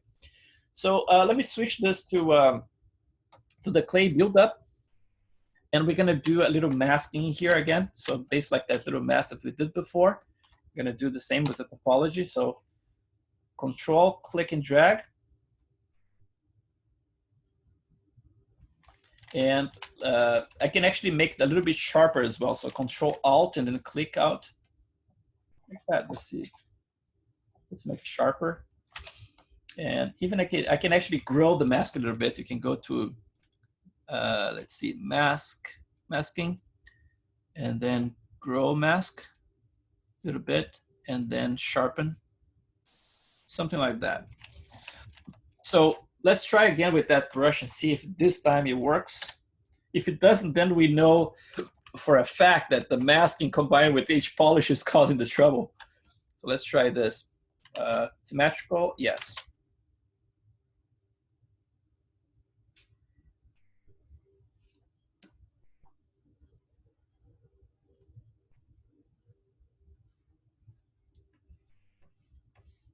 Very carefully, just like brushing softly over it. Oh, see, I think it happened again, guys. Jesus, see? Oh yeah, that's it. I'm gonna have to report this to the Pixologic. So that was a little bit more wasted time, I guess. But yeah, now at least we have an idea that that's causing it. So close program, nothing to do, nothing to see. So 2 crashes is ZBrush. Great. So instead of using that brush, what I'm gonna do this time, I saved like fairly, I lost a couple of minutes, but probably not too many. Let's see how many minutes we lost. Chris, personal. That's the problem, man. If you use software, you're gonna get crashes. Doesn't matter what software that is. And ZBrush is being extra stable for me. So you lost like 7 minutes. So not bad, not terrible. So let's see. Thank God I saved, man. See all those models here, a bunch of them are from the reviews. So I have a bunch of them from different reviews. I'm gonna have to delete them. Actually, they are using a lot of space in my hard drive right now. I'm gonna sell your models on Turbo Squid. That would be funny. So terrible. I know, right? I was like, oh, you want some likeness for Brie Larson? I have it. It's terrible, man. No, I hope this don't ever leak because people are gonna look at me like Chris said that he would do it, and he did. It's like, no, dude, I would never do that. Okay, let's see. Go ZBrush, we are waiting for you patiently. So now, let's see. Let's go straight to what matters. Yeah, there you go. I didn't lose too much. Look at that. You have pretty clean. Let's go mask it again for the 10th time. Masking. Hey, Chris. Yes. Kind of an unrelated question, but would you mind sharing your computer specs with us?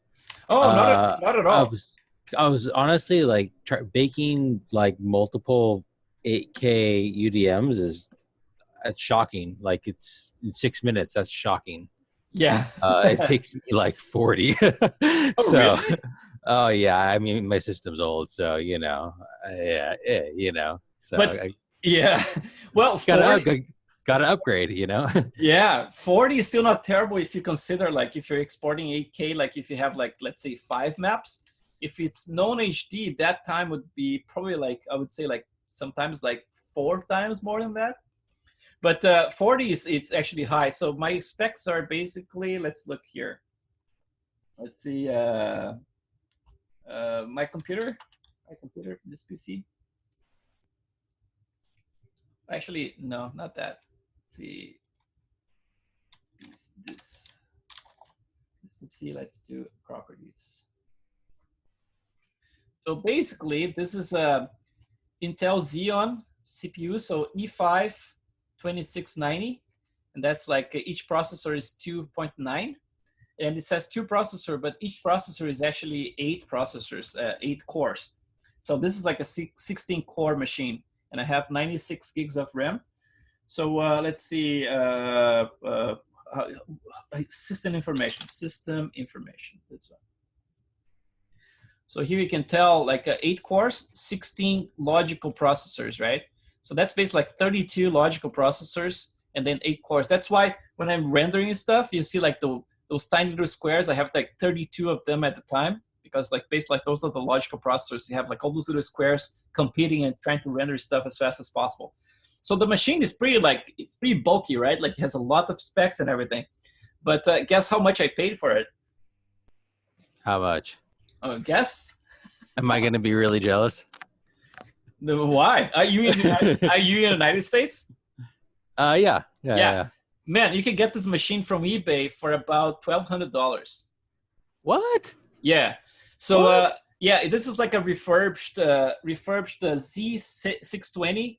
So basically, like a Z620 is an HP machine. So you see like Z620 HP.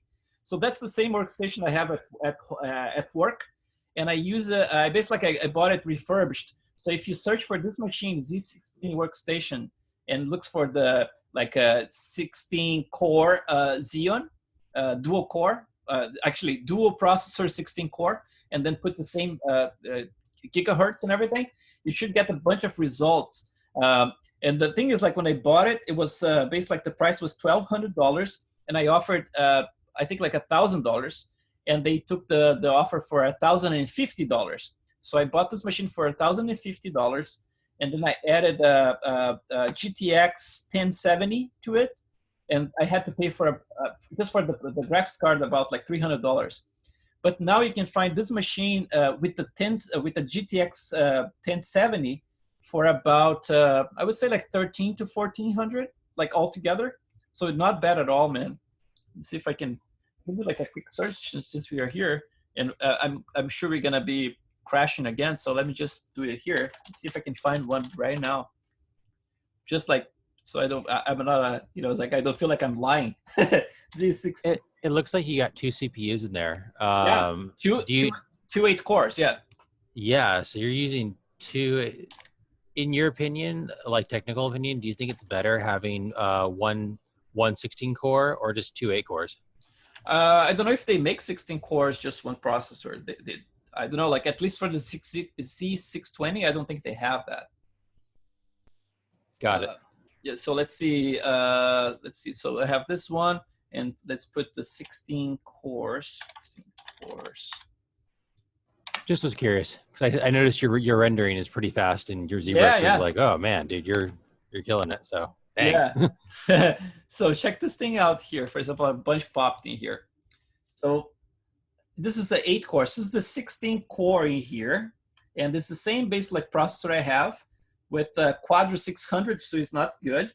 But it's basically like it's 16 core, 2 times the processor, right? With the 64 gigs for $640. So if you keep looking, you're probably gonna find some with the GTX. So for example, if you look for the same specs in there, so like dual processor, something like that, and then you can do what's the other spec I would say? Oh, the GTX 1070. They are selling basically. This would be my machine right here. So like say 10 core. Interesting, those prices are so low right now. I think it went down because before you would find for much more than that. So those are like, oh, and because I have 96 gigs as well. So let's see, 96 gigs of RAM. Yeah, so that's more like it. So this one here, when I paid for it, for my machine, I paid $1,050 for $1,050 for the machine, plus $300 for the graphics card. So it was about like a little bit less than $1,400, so $1,350, right? So this one here, it's more than that. It's like $100 something more than that because it comes with 1 terabyte SSD, which is really fast. In my case, I got like 2 terabytes hard drive, so 4 terabytes, but the regular type of hard drive. This one comes with a big SSD. For $1,500, man, this is a really good deal right there. So yeah, but you know, it's like this is eBay, so you can just come to those guys and say like, you know, I offer $1,200, and then they might settle around like 13 or something, you know. So it's like, yeah. So dude, nice. I'm telling you, like that's the way to go. My last 2 machines, I have a Precision, what's that? Precision 960 or something like that. It's a Dell, and this one is an HP 620. Dude, the most stable machines I ever had. This machine is very stable. I get crashes because ZBrush is buggy, is because Maya is buggy, but the machine itself, like to give me like blue screen of death and that kind of stuff, like Windows crashes, super rare. It's incredibly rare. And like price really good, man. Yeah, thanks for the eBay tip, man. Like that's actually like I'm definitely gonna look into that. Yeah. I got tired of buying like brand new stuff and still crashing. And then when I got that workstation, the Dell that I had, that thing lasted like 9 years, man. And it's still fast now. It's a dual Xeon as well. And that's the one I'm setting up for my kids to try ZBrush, you know. I'm gonna set it up with ZBrush and Maya for them at some point. And I'm gonna let them play with it. Gotta put them to work. Yeah, exactly. I have to start my own like sweatshop, right? Like awesome. Yeah, those kids they're you know, it's like they're old enough, like 5 and 8. They should be making money for our family. They're having it easy right now. The bastards, poor guys, man. They're so cute. They're awesome kids.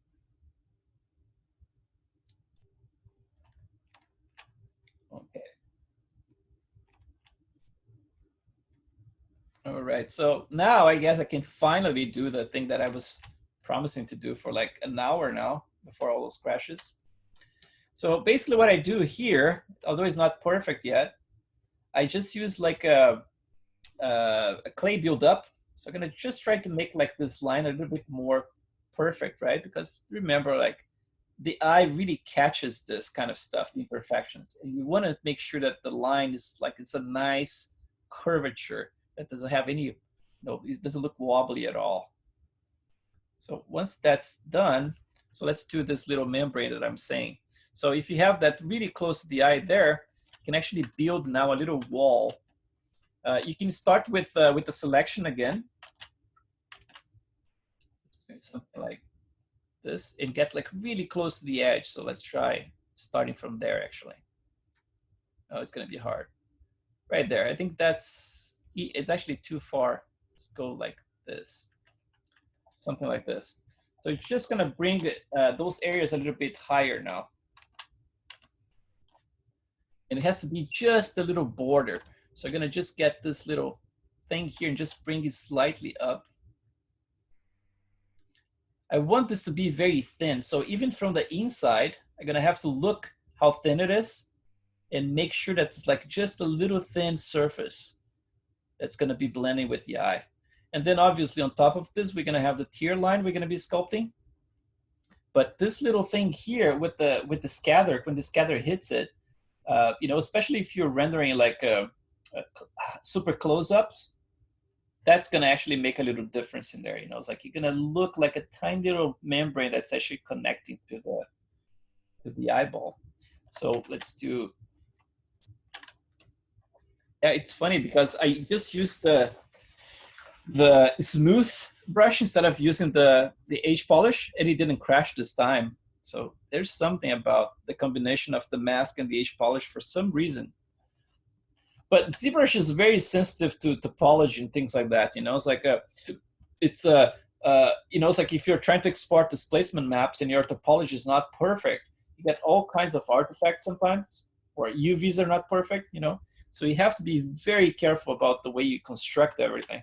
So it might be something you might mesh, but I would doubt it. You know, it's like this mesh is the same one I use it for like for many models now, like probably like 7 or 8 different portraits.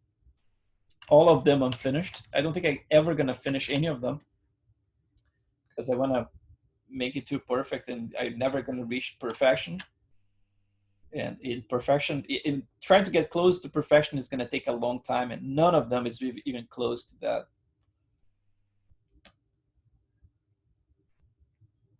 Just get a little bit lower right here. Just that little border. And now I'm gonna switch to the clay build up. So let's try clay build up. I'm gonna get very, very small brush right here. Intensity at 3.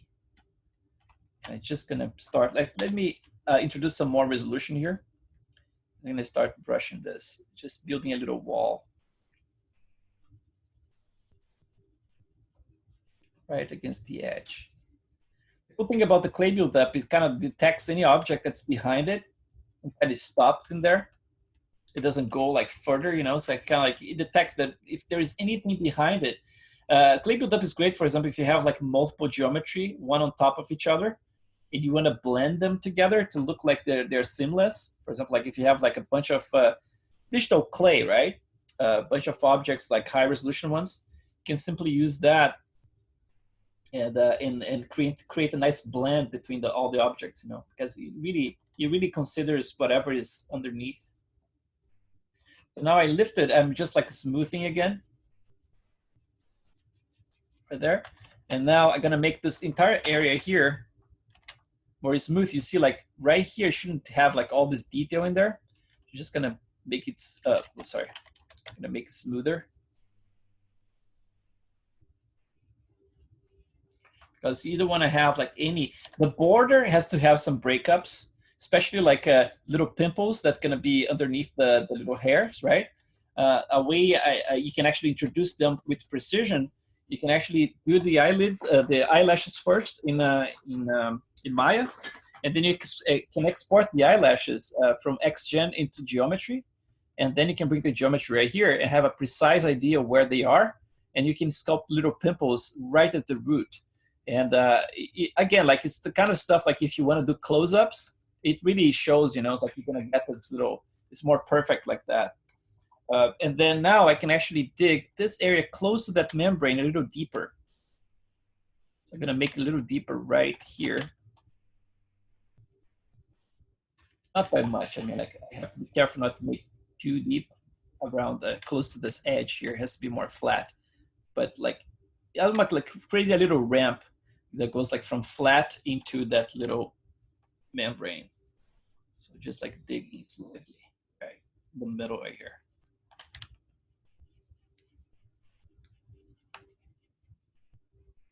And then I'm gonna smooth it out.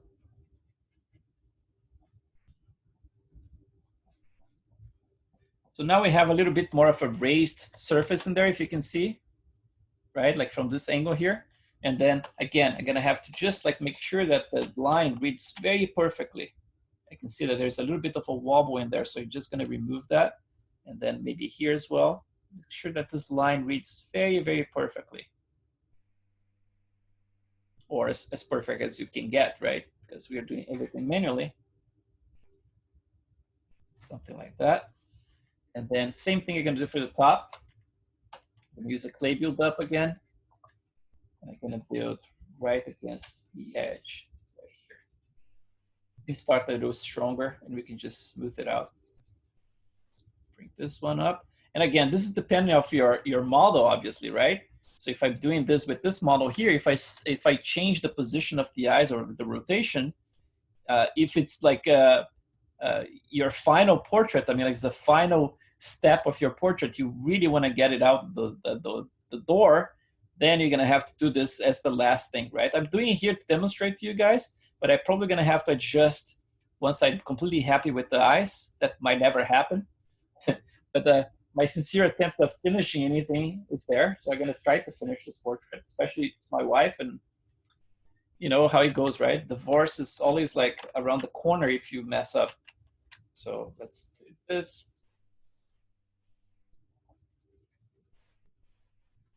And then I'm gonna just build a little bit more maybe here. And then now I can actually smooth this out to create that little ramp. So let's dig this area a little bit more, closer to it. That, and now it's smoothed it out.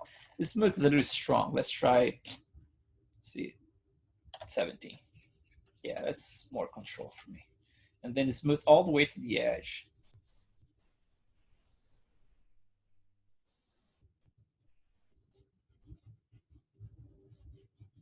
My tablet shakes a lot when I do this. It's like in one of those stands. It's like I'm just brushing things here and just like shaking everywhere. You guys are lucky you're not seeing the shakiness. I'm getting dizzy here. Alrighty. Then especially like this little corner right there, I think I have to actually make sure it's very tight.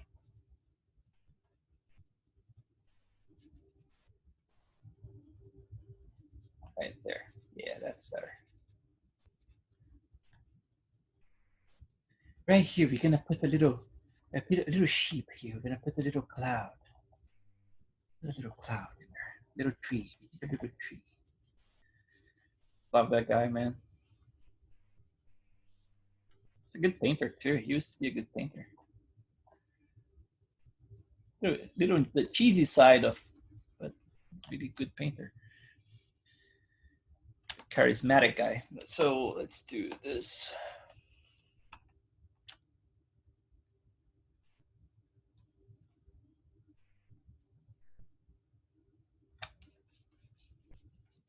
Nice and tight. So this should give us a nice little result when you render it. We are almost on time, but I wish I had more time to actually do a render now, but I still have to export the displacement, so it's all that gas that I need to deal with. So before I go any further, just gonna make sure that everything is tight, tightened up a little bit. Go from the top. Everything looks good. Maybe like lift, see like this lining here, I wish it was all at the same level. So basically like I'm gonna have to bring down slightly just the border around here. And then I'm gonna lift this corner slightly because right now it's kind of like it's making this little weird wave in there. Make sure that everything looks a little tighter. And from this point on, a lot of stuff I'm gonna be doing is gonna be refinement of the forms that I have in place. And that's the stuff that actually takes a huge time sometimes, you know. What I said before is true, you know, it's like it takes you 10% of the time to get 90% of the result.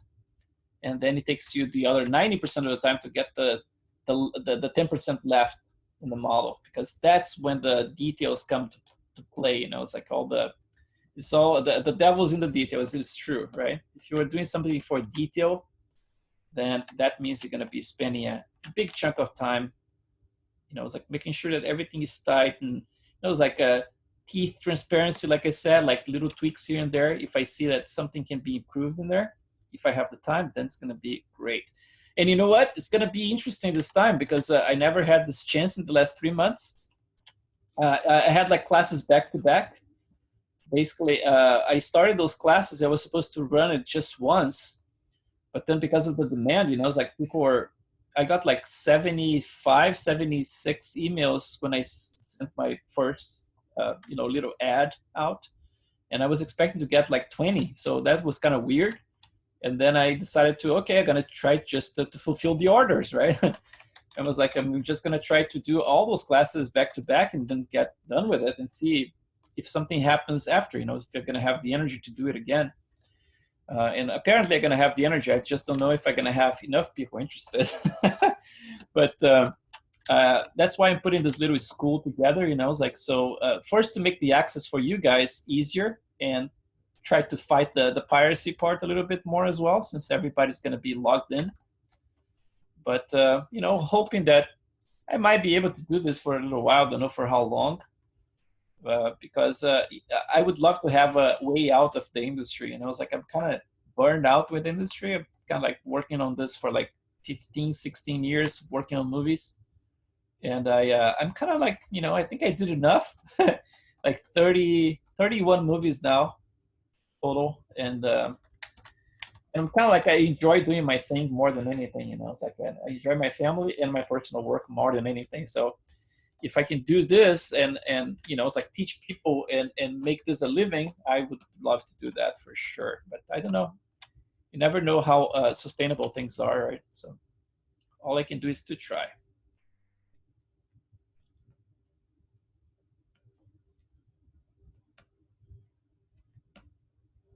It'd be nice to get out the industry. Oh, that would be so good. You know, it's like when you work with digital art for a long time, and then at the end of the day, you just like, you think, okay, what did I learn when it comes like to real life stuff, right? Like what, I know that I can manipulate a bunch of pixels and zeros and ones and all this stuff, but did I learn anything actually usable in real life, like in the interaction of other humans, right? And that's always like a dilemma that I have, you know, it's like for a long time. Yeah, I always think about like, what if something goes like really down the drain, right? Like there's a zombie apocalypse, like, you know, metaphorically, obviously. But what I mean, like, is a total like collapse of, you know, economy or something. And then all of a sudden people are not even relying on dollar anymore or any currency. And all you have to actually kind of like a post-apocalyptic, you know, scenario, you know, it's like, you know, it's like all you have is basically your own skills, right? Like it's the skills you developed over your life. So for example, like if someone knows how to cook, you exchange that with, you know, it's like your skills about like building a table or something, right? And then when you get like in this industry and you're doing this for a long time, after many years, you realize like, man, what am I learning when it comes like to real world, real life skills, you know? And that's why I got into this trip about like learning how to do things manually. And I got into carpentry. I built like cabinets for our kitchen. I built like the kitchen table we have where you have dinner is actually, I built it by myself as well. I built a deck for our backyard. I installed the hot tub myself. And I didn't know how to do any of this stuff before. I just got like completely, you know, obsessed with the learning real world skills that I decided to start doing all kinds of tutorials. And I learned all this stuff on the fly, man. And I got the, you know, like for the hot tub, I got a permit from the city of San Rafael. And they said like, you're going to install it yourself? I was like, yep. Can you draw a little project here? I was like, sure. So I did a little project, got it approved. Like, okay, you can go ahead, can install it. So I installed it I downloaded a copy of the National Code of Electricity. And I follow all the instructions in there and everything, and got all the material installed, got someone, a supervisor or whatever you call, like inspector, to come here.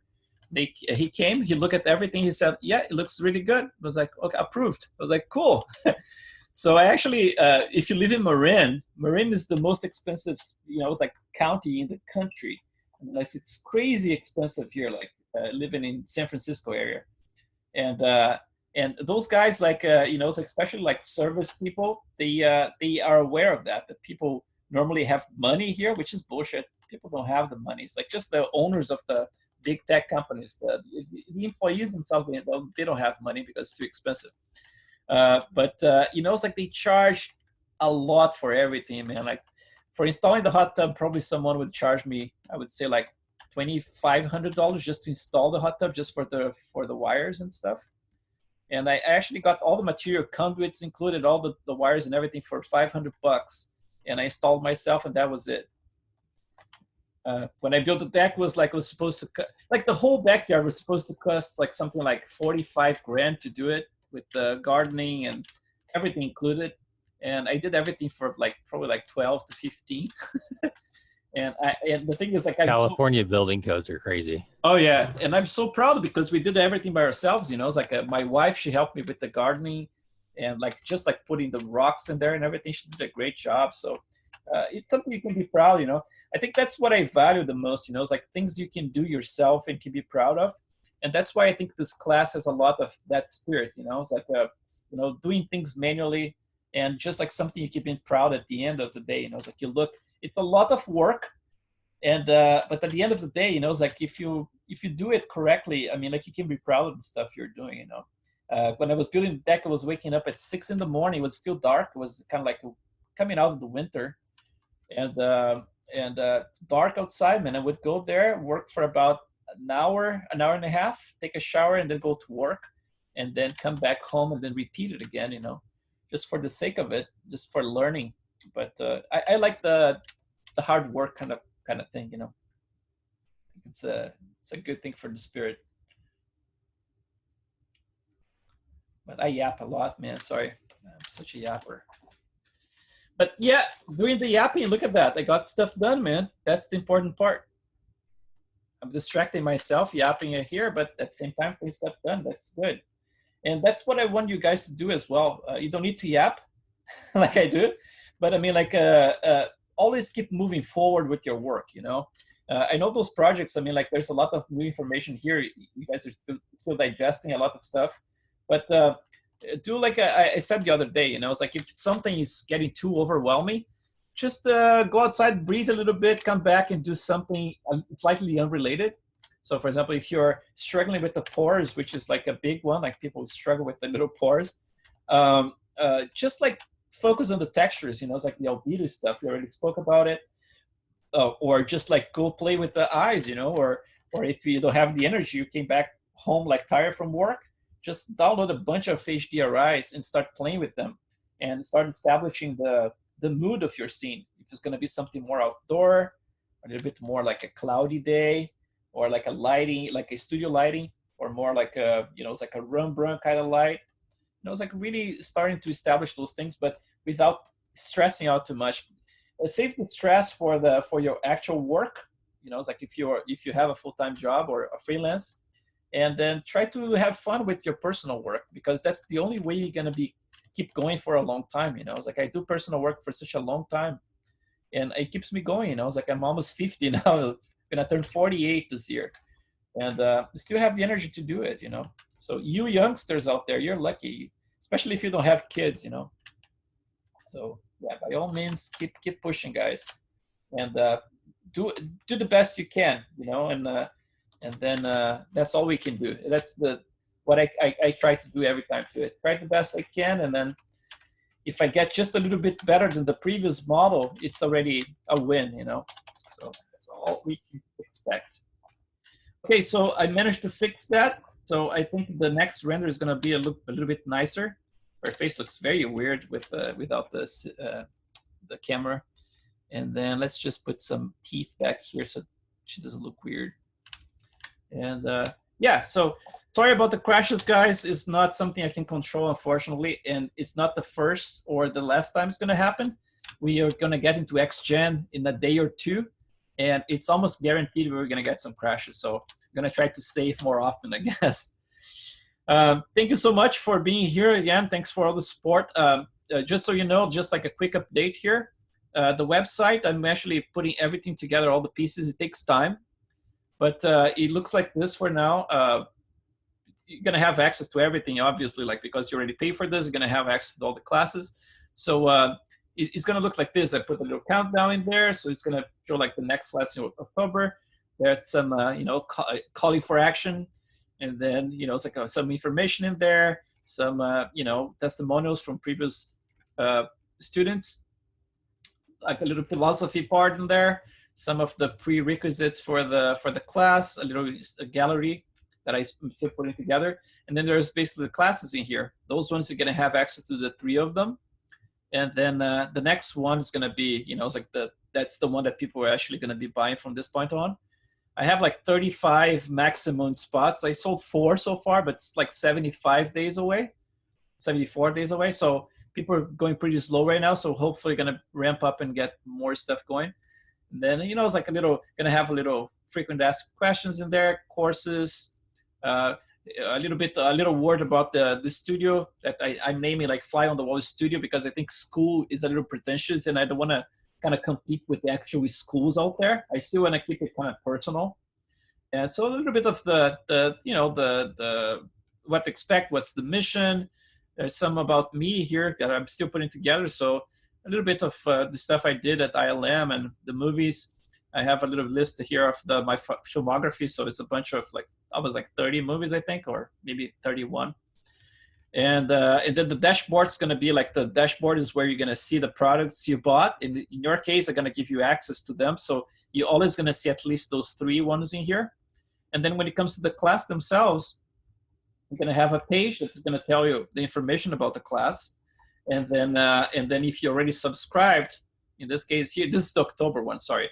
Let's go back to one you already have. This one here. So this one here, you can just you have a description of all the chapters in here. Basically, like everything's a little mixed, right? Because it's very organic. But at least I try to describe a little bit better what's included in each one of the sessions. And then if you go to the actual classroom, you're going to have access to something like this, like all the information here for like books and things like that, introduction. And then the class itself, you're going to have the videos in there, all in the same spot, so it's going to be cool. I can actually put assignments if I need to. I can put a little quiz at the end, for example, just like for you to answer a couple of questions before you can get the diploma, right? So you can actually, okay, so how you approach DI, blah, blah, blah. So I put some questions, can make it fun, or try not to torture too much, and make it more official as a kind of like a class, instead of something just like the fly on the wall thing. Becomes a little bit more professional, So yeah, that's where I am at this point. It's still very temporary, but hopefully like in a week or so, I'm going to be able to send some links, some invitation to you guys. So you can actually just subscribe to the website, but you don't need to pay anything. So you just by signing up, I can actually track your names in there, check the emails and everything, and grant access to all those 3 classes for you guys. So you can actually have everything back, all the access you lost just recently because of that episode. But it's a lot of work to deal with. So that's what I'm spending most of my nights these days. So anyway, try to do my best, hoping for the best as well. Thank you, guys. I see you tomorrow. Thank you, Chris. Have a good night. You too. Bye-bye. Thanks, Chris.